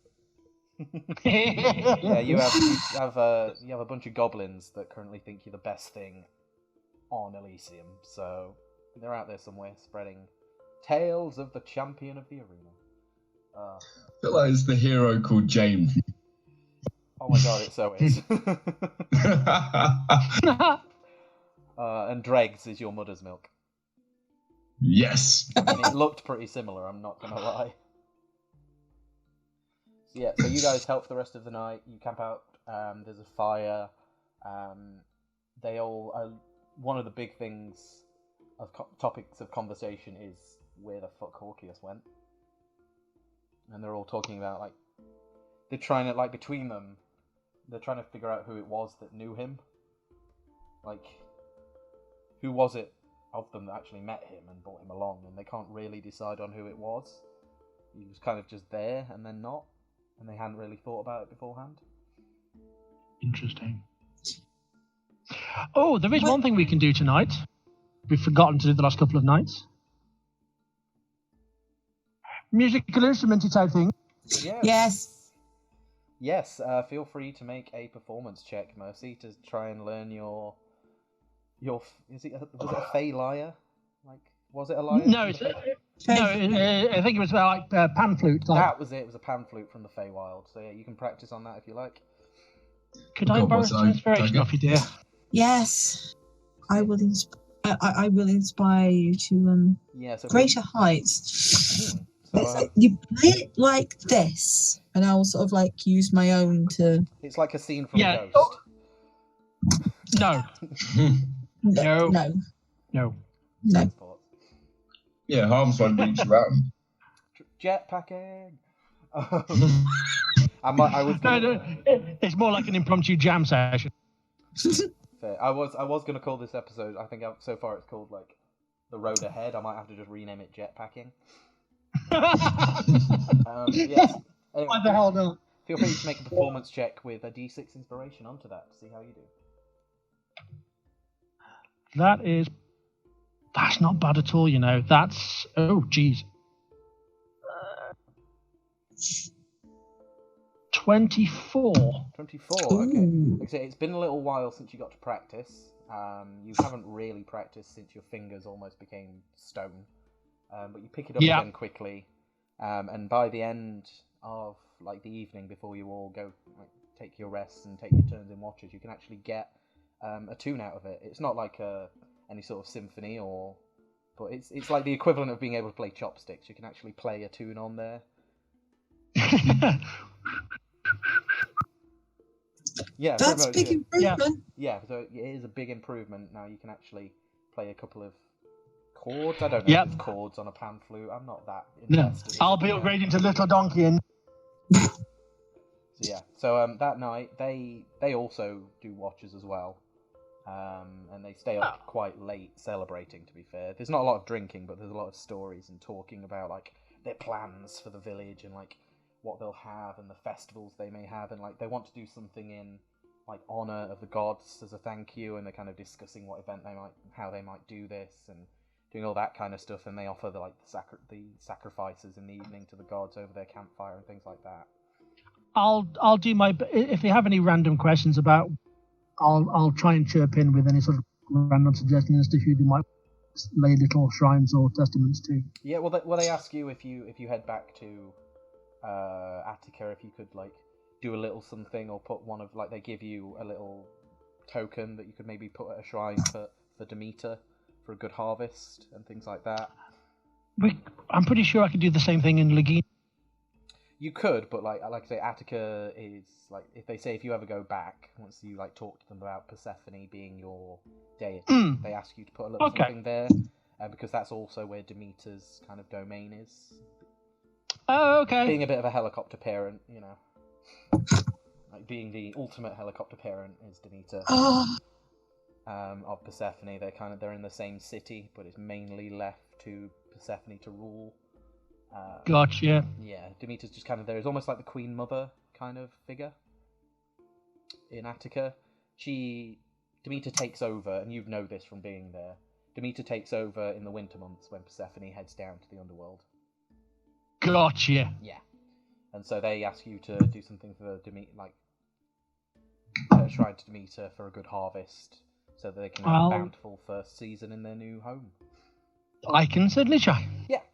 And they do that, and like by the end of it, they're discussing whether they should, like they're narrowing it down between like Hestia, Persephone, and Demeter into who they should be the main goddess of their shrine. And there's lots of like, not arguments, but there's debate between them, and like a bit of religious dick swinging, as it were, about who, like they've all got their favourite, and they all kind of pitch in of why theirs is the best. It's like that kind of fun conversation into the night. But yeah, the night comes, and did you guys want to do your watches again?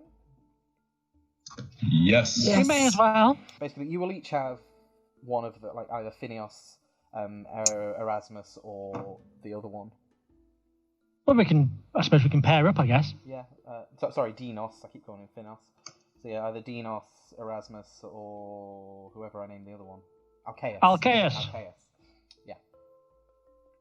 Tip for DMs: have a handy sheet of lots of different names for when the players force an NPC on you. Somewhere so unpredictable. Yeah. If it wasn't, it'd be called writing a book, and it'd be boring. Yeah. So who would like to go same order as before? And it's become our standard now. I Yeah. fuck up the first one. Oh, Somebody else has to take the second. Mercer takes the third. Yeah, redeem. Yeah. Yeah. Right. Just straight up perception. Yep, perception as always. Yep, that'll be a 5. We are keeping to. We're on brand. Yeah. We are on brand. Okay, so I actually downloaded a table just for you and your watches, by the way. So yeah. So nothing happens on your watch, but what does happen is you fall when you go to sleep. You kind of just pass out, and you end up sleeping on your arm. And so, for the first 2 hours, when you're up, you're a -2 to all dex checks Oh, because you've got dead arm. that's not cool, man. That is cool. Oh, I'm gonna have a strange. Oh, you could turn any. Yeah, okay. Kaya, would you like to roll for second one? Yeah. Natural 20. Natural 20. Alright, show off. Says you. What's the total, though? 24 in total. There you go, that's better, that makes it. Yeah, natural 20. Basically, and even though it's a natural 20, it's just for a watch. And you keep an eye on the sky tonight, just in case something happens again. But you don't see any more, like, nighttime activity. There's no more, like, meteors falling to the earth or anything like that. No random sightings of a certain person that disappeared into thin air. Nothing. He's pretty much just gone. What I will say is, on a natural 20, you kind of have a look around, and you kind of do like a wide perimeter of the place just to see where he could have maybe got off to, because it's bugging you. You knew from the start this guy wasn't completely just. There's something up with this guy, Exactly. and now he's just. And you don't see like any signs of him. The only thing you find randomly is like bird droppings, which you only find weird because you haven't seen a bird all day, and you find like fresh bird shit, which isn't as gross as weasel shit. It's like signs of bird life, and you're not sure. Yeah. You're kind of clutching at straws, and you're like, maybe it's this, maybe he rode Maybe off he on a giant. Maybe he turned into a swallow. You know, you don't know. It's like you're clutching at straws, but you don't find any sign of him anywhere. Like no tracks, no footprints, no paths that he could have gone on, no hidden dips, no like smelly sewer tunnels that he could have crawled halfway through. Yeah, so that's all you find. But it's still stumping you, like, who the heck was that guy? That seemed to just have not a fucking care in the world, and yeah. But eventually you get to a very frustrated but peaceful, non-dead arm-inducing sleep. Mercy, your turn. Okay. That is going to be a 14. 14. Yeah, things go by like without a hitch. Again, you guys are still, you're about half a day away from Lagina, so occasionally, like in the distance, you can see maybe like a carriage passing on by in the night, but only like maybe twice in the 4 hours on your watch, because it's still quite deserted and it is night time. But it just looks like, again, like maybe farmers or traders passing by, and they don't really see you, and you only know the horses because you can see like the silhouette in the distance, and you can hear the clopping of the hooves on the hard earth. So yeah, that's about all you see, but there's nothing. Okay, though. It's just more encouragement that there is life, and you are getting closer. Yeah, in the morning you wake up refreshed, runt with a dead arm. But yeah, and yeah, your friends kind of, they apologise that they don't really have anything to give you, like in terms of rations, but they thank you all again and promise that they'll like make a sacrifice on your behalf when the final hearth is, like, the first hearth is made, that they will burn, the first fats burned will be burned on your behalf to the gods. I request you sacrifice a ferret. It was a weasel. Weasel. I will see. I don't care. We will see what we can do. For you, Runt, who, if nothing else, has given us a lot of stories, thank you. We will try and find... We'll find both. We'll sacrifice a weasel and a ferret in your name. Why, thank you. I go to shake his hand, gripping because it's dead. It's like, it's the limpest handshake you've ever given. You pride yourself on like that manly, like, whoa, but he's like, he kind of shakes it like that in the end. It's like, you are a strange creature, but thank you for everything. And thank you to you both. Please, safe journey to Lagina and to wherever you end up on your adventure. We will keep an ear to the ground, and we will listen to every bard in every inn for tales of your journeys. Yeah. Well, if it's not something she's written herself, then don't. Of course.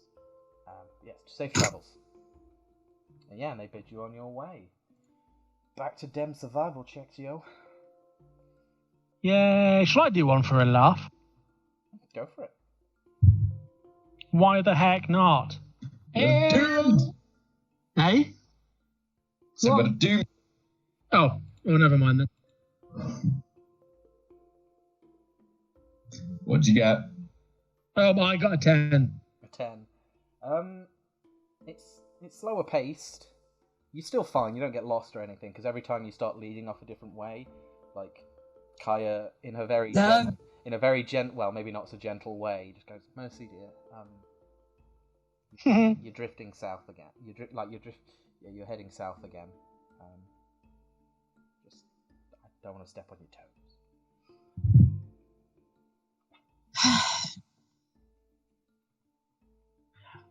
But yeah, you get to about lunchtime, and you can actually see now. You've kind of meet at that point where you can actually see the road between Nidas and Lagina, and it is this huge, again, very Roman, for lack of a better word, like very straight, newly cobbled road, and there's quite a lot of foot traffic, and you can see chariots with different goods, like fine silks and precious stones and things like that coming from Nidas, and the other way you can see like black onyx, like almost onyx coloured bricks and things that are coming from Lagina, and like other secret parcels that the cheerful but wary traders kind of head on by whenever if you ask what they're trading, they kind of give a non-answer and things. But yeah, you make it to the road, and by nightfall you make it, and even in the night you can see, as you approach, like the other, like with Thebes and Sparta, you could see the city quite a way before you actually reach the gates. With Lagina, it's like something on a different level.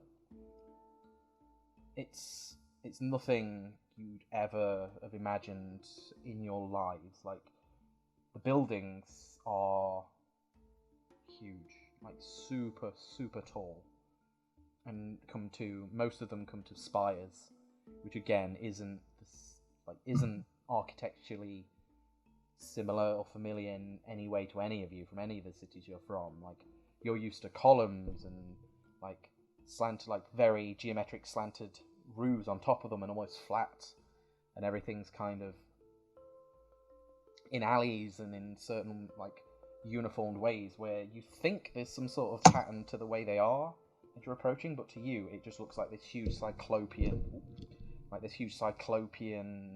almost but not quite Cthulhu-esque kind of silhouette in the night, with like fires burning on the upper levels as well. Like, you don't know if there's... I think a good way to describe it is, do you know the scene in Fellowship where they're camping for the night and he's like, "Put out the fire, what are you doing?" And the ring, you can see, I forgot the name of the place, but like you can see By the top. Amon Hat. Yeah, Is it Amon Hat? you can see the light there from the ring wraith's view. It's kind of similar to that. You can see lights up the top of some of the spires, almost like 2/3 of the way up. Like, you don't know if there's balconies or whether they have signals or things like that. It looks very odd. If you were looking at it in modern times, you'd think it was like a nightmare version of New York, almost like skyscrapers. Nothing on that level, but to your perspective and what you're used to, that is what you see.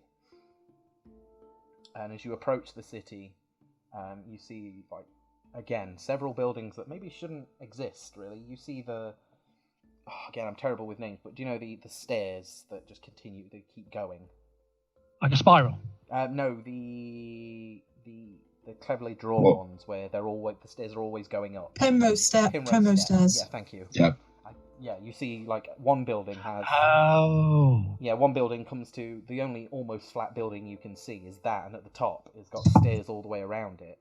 Almost like a guard tower, you assume, because there are people at the top of there that look uniform, but they're not holding weapons or anything like that, but they're walking around what looks like a set of primrose steps. Or whatever it's called. Someone cleverer than me, Kaya, or someone clever watching may know the actual name. But yeah, it looks very not wrong, but like the more superstitious of you, it does kind of go, nope, not right, don't like it. It's not, yeah, kind of. But yeah, you make your way. I'm probably looking at it going, that's too. Yeah, it's like a goth kid's wet dream. And you make it to the gates, which, again, unlike most cities where they have either big wooden gates or they just have the stone walls and they have people patrolling, there are what looks like, they're open, but it looks like almost giant iron gates. Like you're entering like Edgar Allan Poe's mansion type of wrought iron gates, which, again, iron is not a common material in Elysium. You're used to like bronze and things like that, but these are definitely like an iron kind of material that's been used to create the outer gates of this place. And you head through. There is no one really stopped you, but you notice there is a mixture of less ordained, like more adorned versions, but similar robes to the priestesses you saw in Sparta and in Thebes. Like very similar dress, like midnight blue or purple kind of robes, but more practical. Okay. It's kind of, yeah. So, and they are holding, at most, they may have what looks like maybe a scimitar type sword at their belt, mixed in with a few like squads, I suppose, of Spartans that are also patrolling. Yeah. What would you like to do as you approach Lagina proper? Well, I don't know about you, but I guess we'd find the fastest way to, oh, tits. Use your words, Mercy. I know.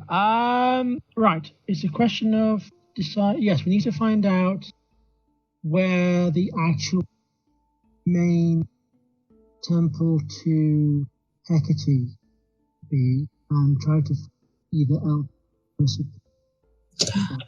so fast. We're Yeah. not going to get visions again, are we? How would I know? Please say no. Gave me a headache last time. Okay, no. Alright, I'm happy to do it. I trust you.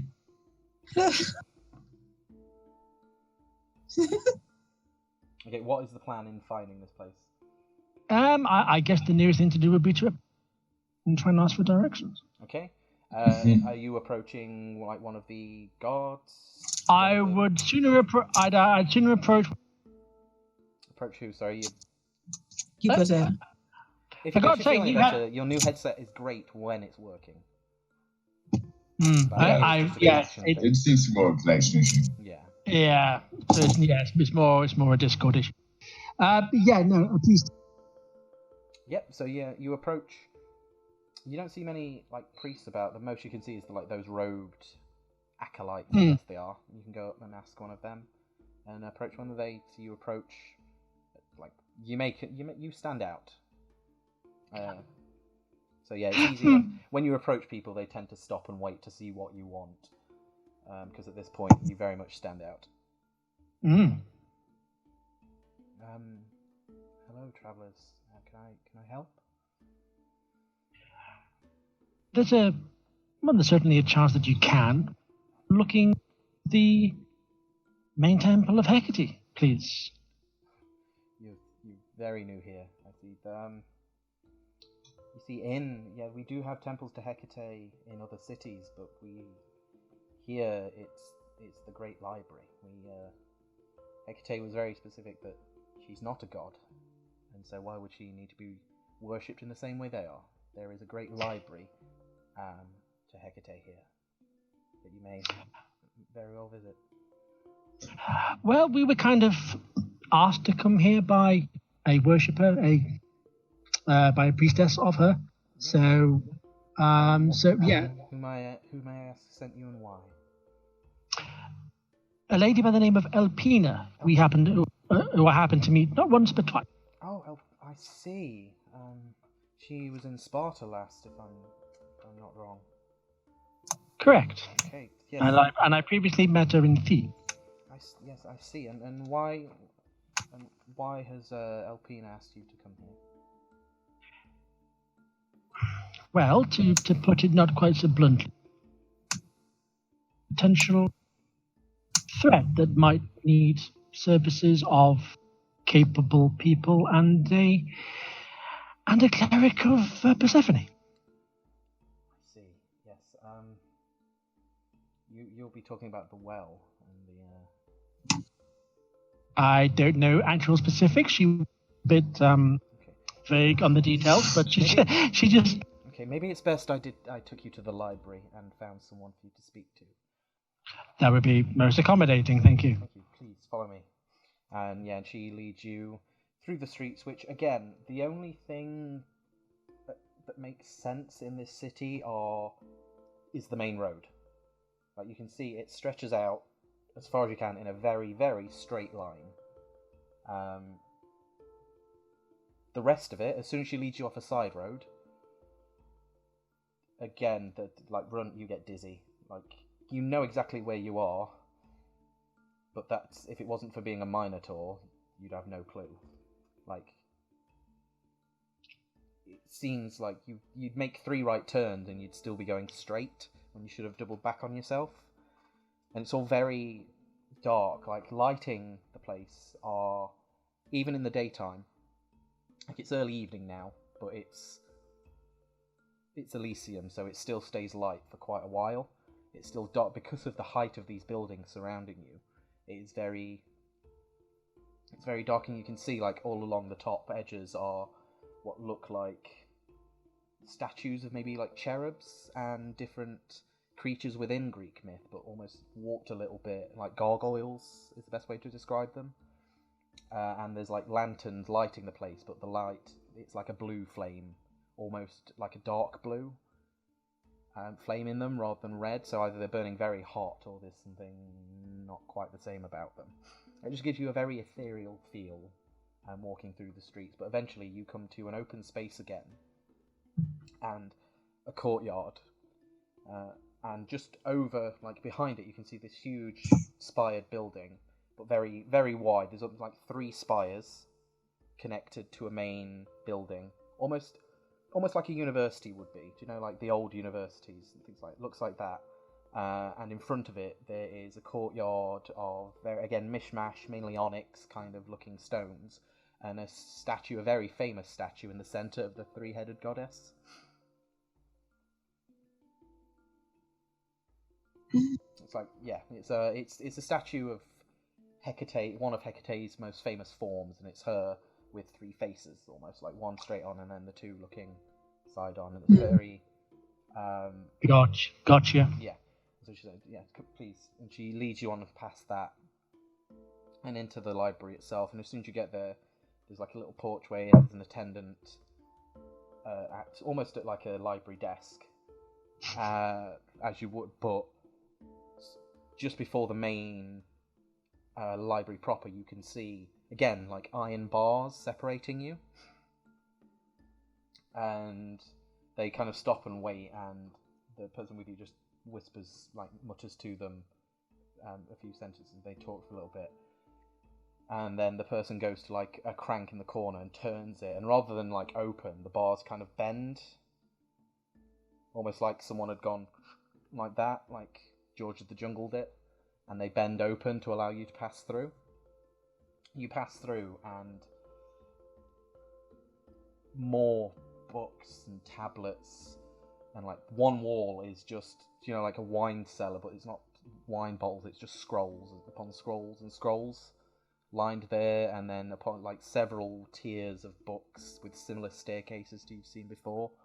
And she leads you up one of these staircases to a little, it's a room, but it's curtained off with purple, with black trimmed like curtains to make almost, do you know, like the 4-poster beds that have the curtains coming out, but it's an entire room that does so. And she goes through there, and you can hear like a soft voice through it, and she just comes back out again and says, okay, Monica will speak to you now. And opens the curtain for you to go in. Nope. Well, you can stay here. All the books. You can stay here. Well, you can stay here if you want, dear. I made a promise. You did? Is it just feels like this place feels Feels what? wrong? Just something about it feels off. Eventually, everything feels wrong, dear. That's why. Then you're not doing it right. But regardless, this place just makes me uncomfortable. Is it the books? Are the books kind of creeping you out? It's probably the books. It's probably the books. I'm not gonna lie. It's always the books. But all the books, all the scrolls, all the writing. Words. Yeah, saying that, you've noticed that even the floor has like different languages and texts kind of written along the stones in almost like concentric circles.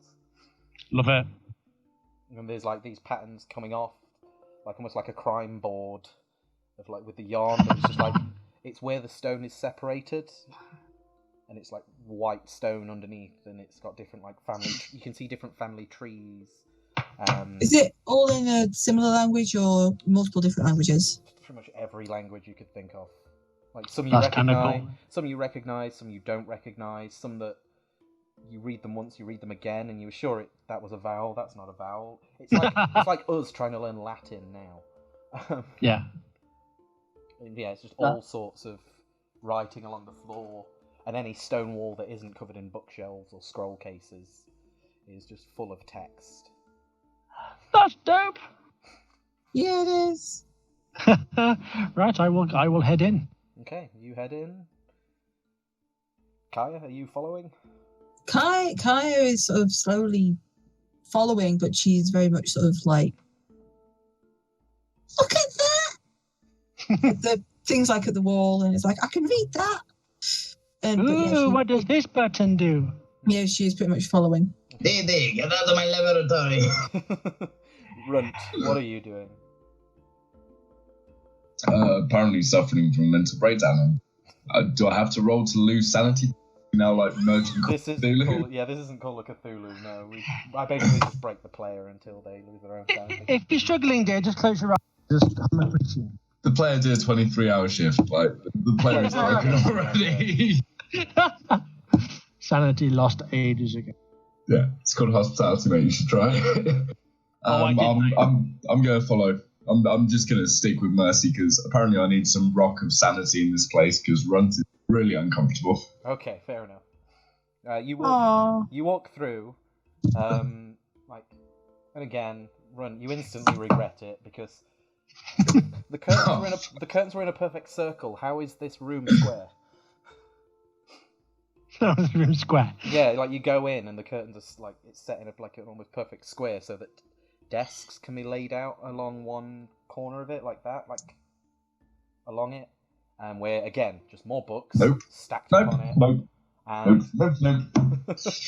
and there's like incense burning on one of the tables that's slowly, like occasionally like sparks waft out from it, and the embers and the sparks are also seem to be making some weird like. Again, almost Cthulhian kind of shapes in them. You're not sure if it's their actual shapes or if this place is just very disconcerting or fascinating, depending on your view of it.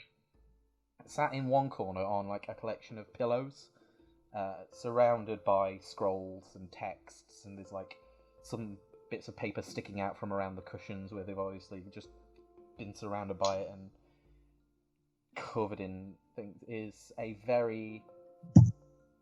beautiful woman in the same way that you might think Mercy is beautiful, like porcelain, raven black hair, not tall like Mercy, but very like almost like a living doll kind of look to her. Either red lips or very red lipstick, and she's wearing again similar, like a purple gown, toga with silver trim around her, and she like a almost perfect porcelain face has got like ink smears on some parts of it where she's been obviously deep in text and things, and she almost has like a dazed, like soft look in her eyes, almost like the incense has maybe got to her, but at the same time you look at it and you can see like a very sharp intellect there. And she smiles and says, "Hello, I believe I'm Monica. I'm the head of this library. I understand that you've been sent by Alpina to help us with the increased surge of undead that we've been experiencing." Well, she asked if we were passing by to maybe see if we could help in any way, and given the relationship between your city and mine, I felt an obligation to at least answer the call in some way. You must be the cleric of Persephone. I am. You are. Thank you. I believe your talents will be very useful. And indeed, maintaining the close relationship we have with Attica is always very important to us, so thank you. I'll get straight to the point, as I am very busy, as always, but increasingly so. Lagina has always been a focal point in Elysium. We are the meeting point at the crossroads, both physically and in the arcane. Some places, you may not have heard this, as the arcane is not as highly viewed as the divine. And so, because of that, we've been increasingly more important in those arcane ways and in the arcane texts. Lagina itself is built around a portal, almost. A physical entrance, a physical hole that leads to Hades. That physical hole, that well, leads. If you were to fall down it, within 7 days you would reach Hades, or 10, depending on the law. There's much debate about that, and I'm currently writing a writing a piece on it, depending on mass and terminal. Anyway, I won't get into it. It's a very deep hole. But because of that, we have, from time to time, had the unliving and those souls not content with their lot in the underworld try to use this gateway to escape back into the world of the living. It's not an easy task by any measure, and usually by the time they reach it, they are easily dispatched and sent back on their way. Some of them physically climb to reach Lagina. And so we have always been tasked with keeping these levels of the unliving away from the general population, and keeping that knowledge away from the general population as well. Recently, however, there has been increased activity, and it is now getting to that point where our own measures and our own forces cannot hold them in purely within the proximity of this well. Hopefully I don't need to tell you what were to happen if these were managed to run free across Elysium and the dead were not left to rest. So that is why we have made an alliance with Sparta to help us, and they have agreed, after many meetings and discussions, it has been decided that the best course of action is to close that well, to close that hole to the underworld. The Spartans, being competent builders and competent soldiers, have agreed to help us do that by building a covering over that portal, so that the surge of the unliving can no longer reach Elysium. As you can expect, this isn't as an easy task as it is simply covering up a hole. The unliving still surge through, still in increasing numbers, and our arcanists have to help with the, shall we say, unique architecture of the structure itself. It isn't an easy task ever to add anything physical to Lagina.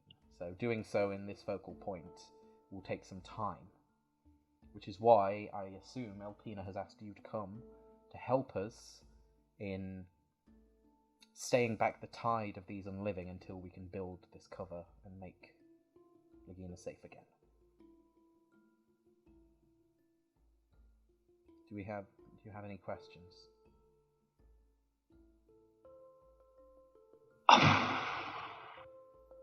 I'll be Possible going that to aid you. No, dear, not quite.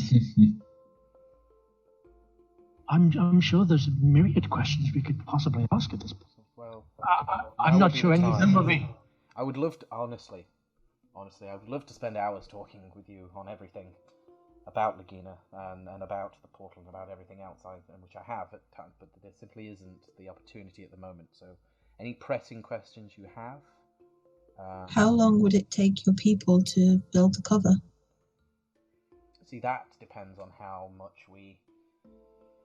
easily we can stop the unliving from halting our progress, which is why we need the help we can get. How many of the undead come through a day, would you say?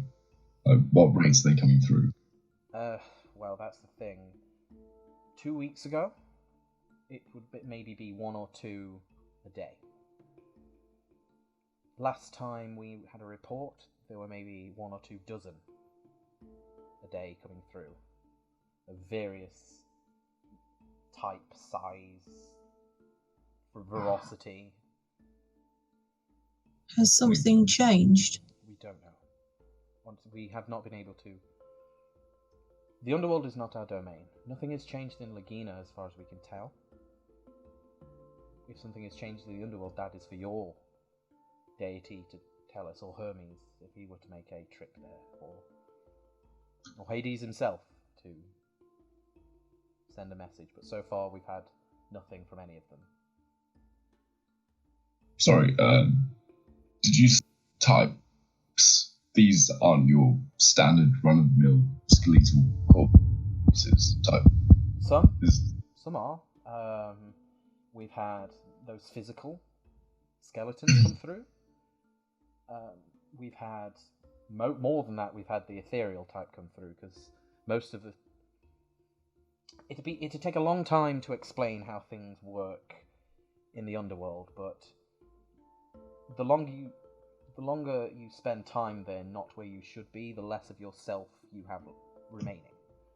So, more often than not, by the time they reach the surface, there isn't a lot of them left besides almost a haunted spirit, which are not the easiest things to fight. The stronger they are, the more together they seem, which poses its own problems. And occasionally, there are the more monstrous races that have died and tried to climb out. That has barely ever been the case, but it can happen.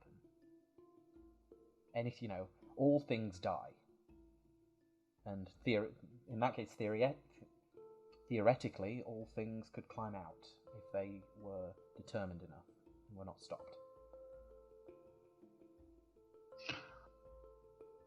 Have you found any sort of effective way of combating these things? We have a few. Our arcanists have worked with the more divine oriented to develop spells and things that work at binding them, so we can do that. But essentially, we throw them back in once they're weak enough. Well, I mean, it's effective. It is one Hades of a fall.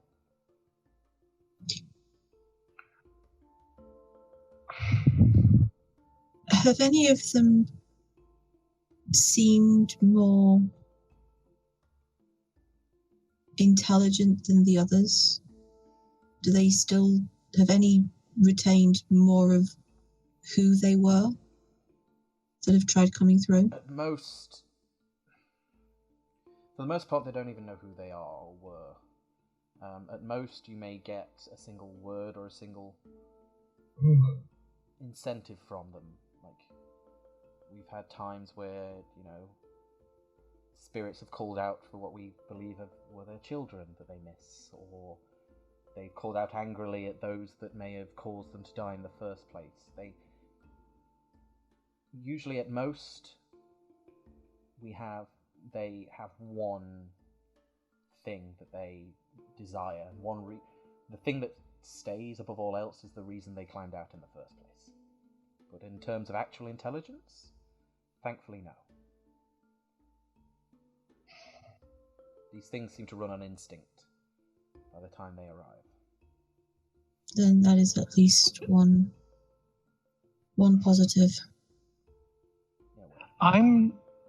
I'm just curious, given what we've experienced so far together, and given the odd circumstances of everything that's going on, whether there's some additional exterior forces maybe trying to influence. Like, Well, I'm going to brief. I'll real Please quickly. do. If any information you Well- have, we would be welcome. Look at Look at where you are. when myself and Grunt, there was an incident revolving around undead murdering guards at the Festival of Grapes, and weird stuff was happening. We did hear about that. Yet there was a weird lady, and she summoned a weird spider. I have no idea what that's about. And then weird stuff happened in Sparta, but not related to the undead of sorts. It had to do with.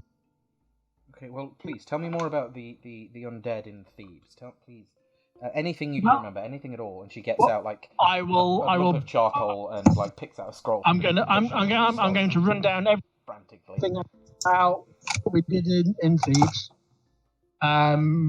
Anything to do with whether it's all correlated to the belief in this incident, the anger incident, Ophion. Ophion. I've heard that name. I've heard Titan. like our Lady Hecate, but not really not. But Yeah, someone they were tried. Someone they was were trying almost to. successful. Mm-hmm. I did not like. This has literally just been a couple of days ago. See, unlike I say, everything dies. Yes, not everything can come back. Like gods and titans and celestials, when they're destroyed, they aren't killed; they're destroyed. So for something to be able to come, was he never truly dead, or was he? I will literally break down what we found. Yeah, she's like. You can almost make an insight check for me. Okay.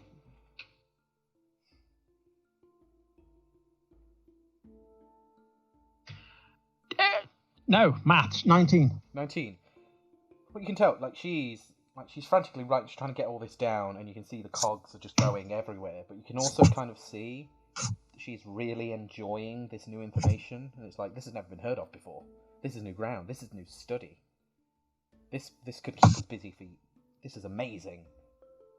She's not lessening the situation, but the fact that you've brought new information to her. Sure. She's loving it. Such an academic, basically. No. Yeah. This has pretty much been the whole operation that we've been involved in since the beginning, and it started with a weird dead thing, and now it's transposed into this attempted resurrection, and now we're here to deal with undead. I don't know if there's any correlation or if there's some exterior. Yes, I'm very interested in this Thebes summoning. There is, as far as we know, there is only one other physical portal to the underworld on record. But the fact that there might be more, and in Thebes of all places. I don't know whether it was a genuine thing or whether it was she was using an old bathhouse, and there were weird liquidy portals, and our comrade, who is unfortunately not here right now, he could be able to tell you because he dove into the waters, and he was able to traverse them. So maybe this was some sort of magical thing. This is well, he did say that there was an extra, but he didn't want to travel down it because none of us could really travel that far without asphyxiating. This is all worrying, but fascinating. We will study it more, and if we think of anything, we will inform you as well. Well, first and foremost, if we're going to helping you deal with this, we're going to need possibly a place to stay. We may need additional equipment or whatever you need us to take with us. Yes, of course. We have equipment you can use. We have vials of liquid that is very toxic to the undead. We found very effective in hurting them for those that don't have much. But we've managed to refine the oil of the olive and this divine water into an oil that can actually be put onto weapons, which is fascinating. That's been very effective. So yes, we will give you what we can there. In terms of a place to stay, of course, you're all welcome. There are wings in the library. We will find you a wing within this building. The only thing I do ask is that any reading you wish to do, that you inform someone working here beforehand, as some of them require a bit more care than others to read the text, and some of them are not permitted to the general public. Is there any reading within these halls that you might recommend that we at least use to maybe give us some kind of additional information as to what we can potentially face between us all? Like I said, pretty much all of that information. There are texts on different things that have come through, but that changes all the time. Like, as I said, anything that dies could turn up. So we have methods that seem to work on anything unliving that we will equip you with. If there is anything more you want to, feel free, but it probably won't be helpful, and maybe. Is there anything you can think of, Kaya, or? Not that I can currently think of, other than that there may be. I may be interested in possibly reading certain materials within here, but I'll make certain to talk to someone before I do. Well, you are well, without Gabriel.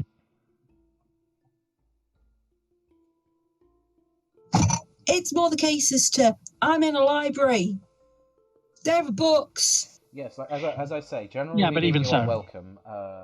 There are restricted sections, of course, and I know, and some supervised sections. But I would ask that you maybe do that at a later date. Yes, right now, we are main quite- concern is Sorry, we went off on a tangent. To your original question, if you can find some way to free up the Spartans to be able to build, and our Laginan arcanists to help them with doing that, and you can lend a hand there. If you could handle as much of that as possible, that would speed up things greatly, because they could spend pretty much all of their effort in building it, and within, I'd say, 3 days, we could have it done. 3 days. 3 days. If you could handle the unliving on your own, without help from the Spartans or ourselves, then 3 days. And I'm all for jumping in the hole, to be honest. No. Yes, no, we know, dear. Rod. Does nobody else get that urge when they stood like the edge of a tool building? Well, no. I mean, I can't say I've ever had the urge to jump into a hole that will lead me to Hades. I mean, technically, jumping from any tall building would probably lead you to Hades. Yeah, I mean, we're all going to get there directly. eventually. I mean, this is a shortcut. Actually, which way would be faster? She just makes a little note. Please don't. We do need your help, but we also we don't want anyone being hurt over this, obviously. I mean, casualties happen, but we want to mitigate them. I mean, yeah. The 3 days, is that a constant 3 days, no breaks? No. You will have the evenings. We have people we'll work together in the evenings. It's best not to do. Lagina is a special place, full of magic and power and ley lines and essence and all sorts of other things. Generally, it's best not to attempt to do anything like this at night. Right. So no, it will be general working 3 days, but long hours, because we want to do this as soon as possible, because obviously safety. we can certainly start as soon as humanly possible. Just so you're aware, we are waiting for our companion to join us. Okay. I don't know how long he will be. But we can certainly at least maybe try, in his absence, to at least wait for. If you let Mira, that brought you here, if you let her know of who your comrade is, sure. When he arrives, we can certainly make sure that he is brought up to speed and sent to join you. So I'm guessing we don't do anything now. We wait until the morning. Is that right? Yes, night is approaching. I will get Mira to take you to the well before nightfall, so you can inspect it and ask any questions, do any inspection that you wish to do. Hopefully there won't be any more incursions before then. But we would appreciate, feel free to stay here. We will have guards keeping an eye on the well throughout the night. But we don't expect you to spend 24 hours a day, 9 days a week, looking after the well. That's fair. Well, at least we made it, and at least Also, we stand a there's only 10 chance. months in a year, because those fuckers haven't ruined it yet.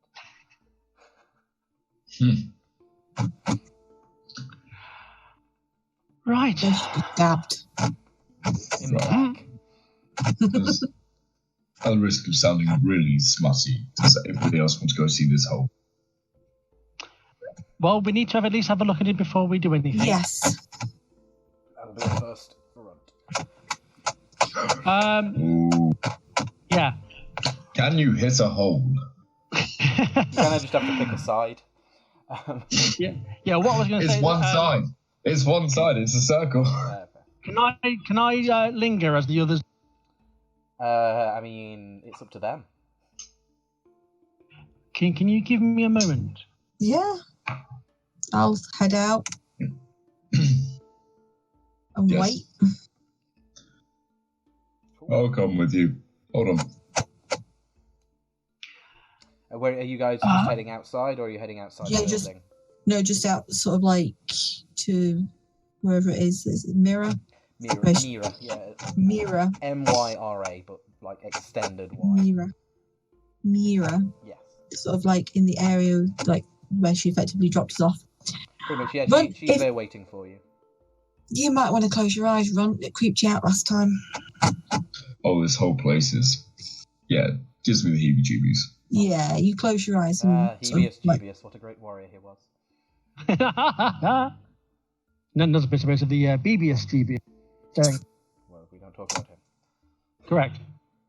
Yeah, can I just quickly linger with Monica just from? Yeah, of course. Given what you said about the things coming up from below and everything tied in ley lines and things, and should I be at all worried about this? And I'm going to just gesture towards. Towards what? Sorry, it cut out a very opportune time. Sorry, Benedict. I'm just going to just gesture towards Benedict.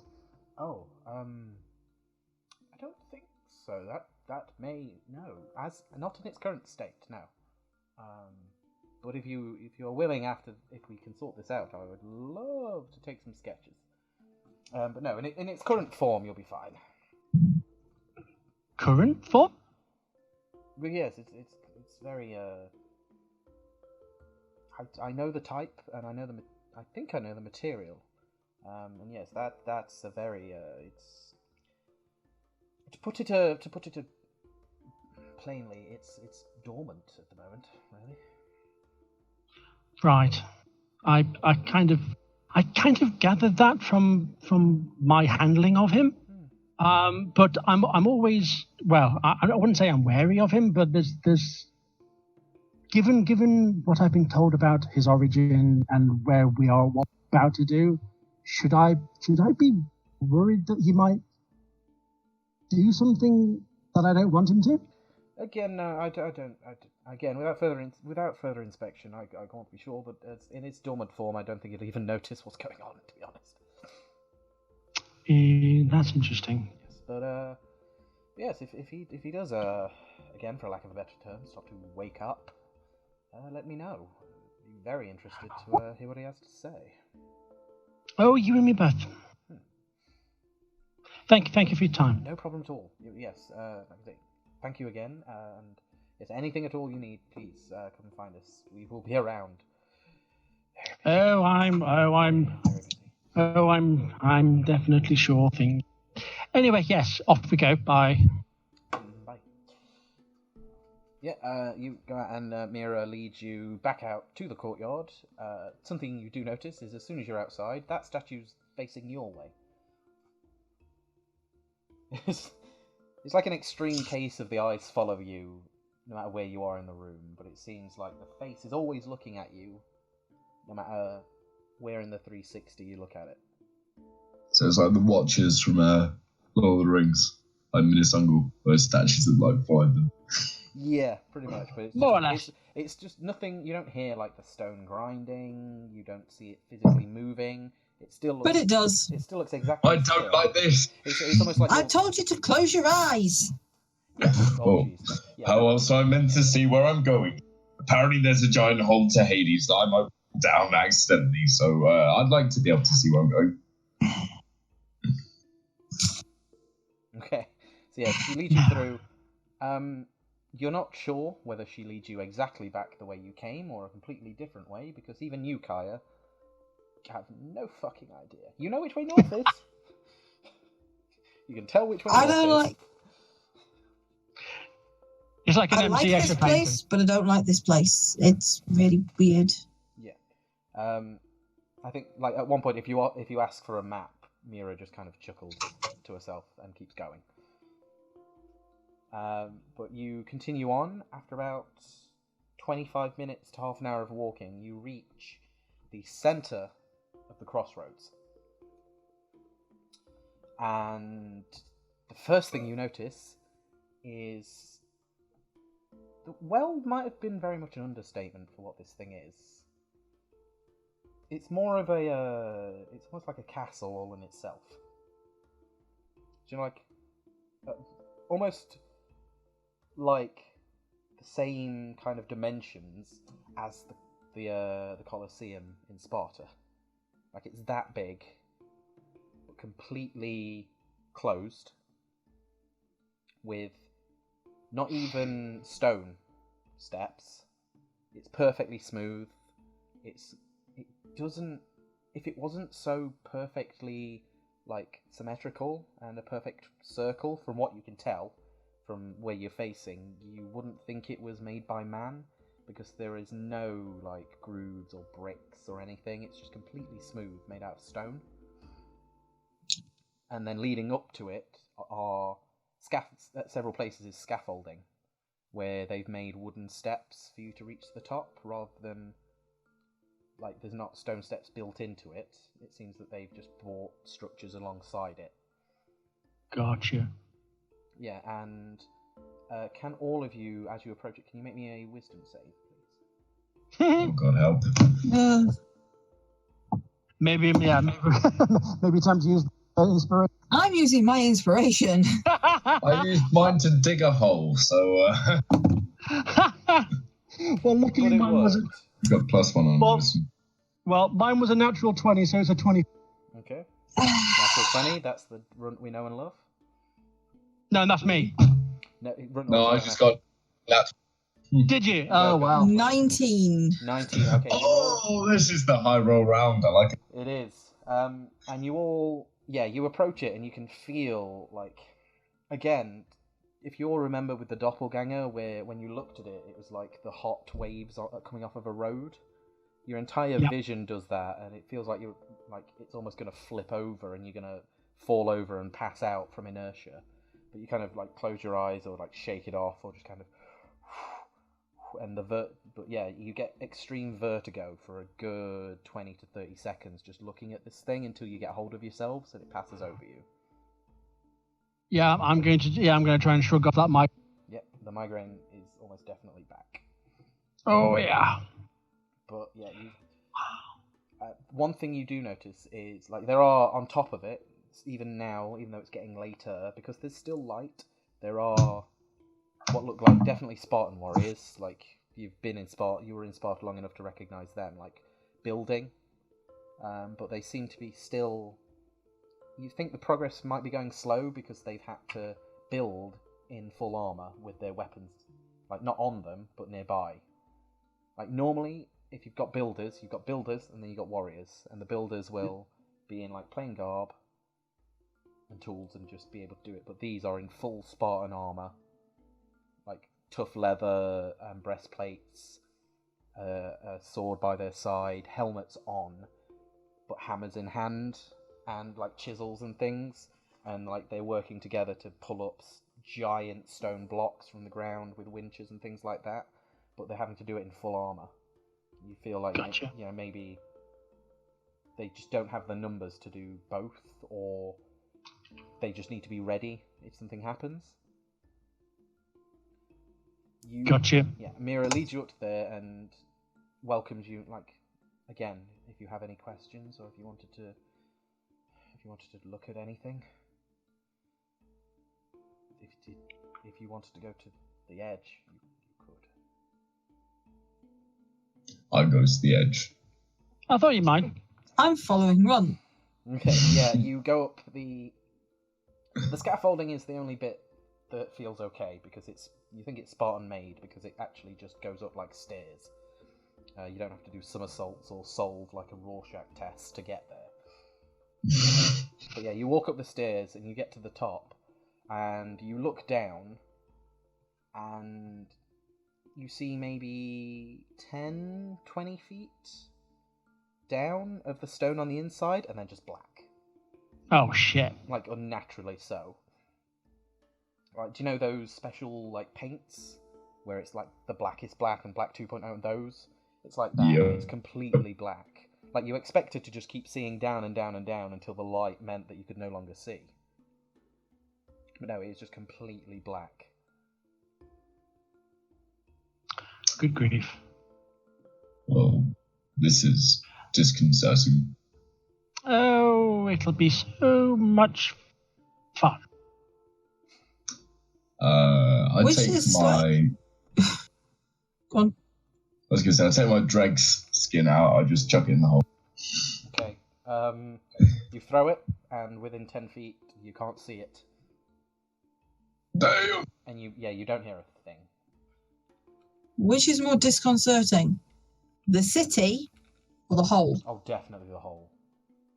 Like the whole, like the city didn't make sense, and that was what was disconcerting. But the hole, it almost feels like it's looking at you, or it's got its own presence to it. That oppressive vertigo still sits at the bottom of your stomach, and it just, you just feel this, like, almost, not quite fear, but this hatred, and this overwhelmingness of, like, power, but wrong. Like, you know, like, Hades isn't a bad place, but this portal is. Whatever this is not right.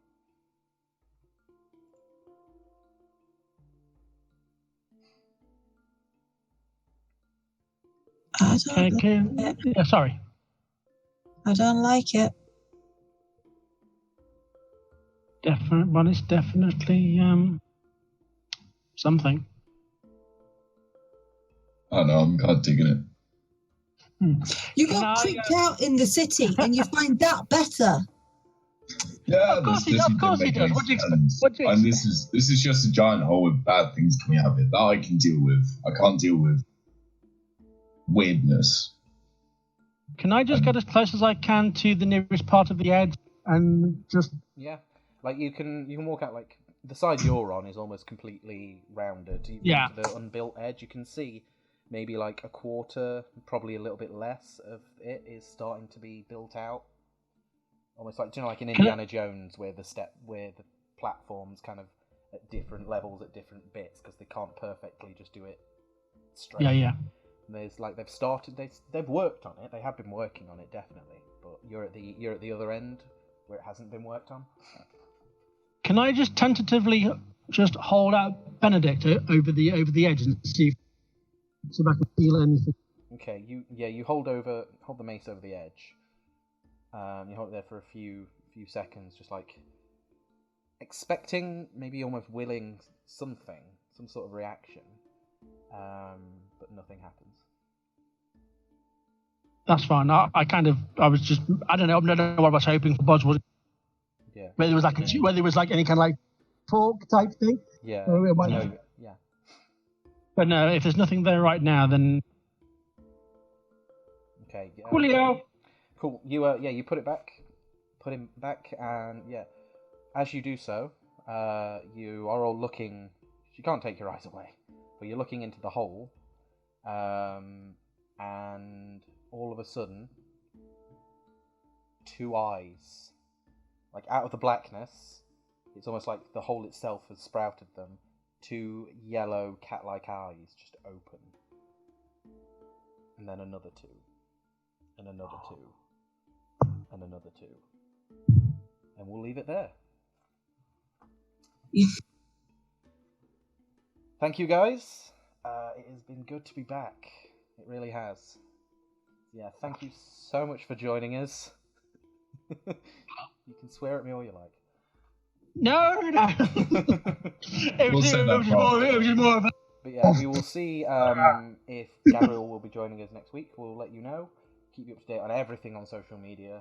And again, sorry for the delay. I hope to see you all in 2 weeks. Actually, in 2 weeks this time. We will do our best to make sure this thing that we, because I know the players do, and I really love this game, and didn't know how much I've missed it until we started playing again. So it's good to be back. And there's still so much, like the gods already know. There's so much more. There is so much more for you guys to see, and I will keep this going in whatever form I can. So yeah, sorry for the delay. Thank you so much for joining us. Thank you to the players for coming back. And yeah, hopefully see you in a couple of weeks. Until that time, remember, something is watching. Bye.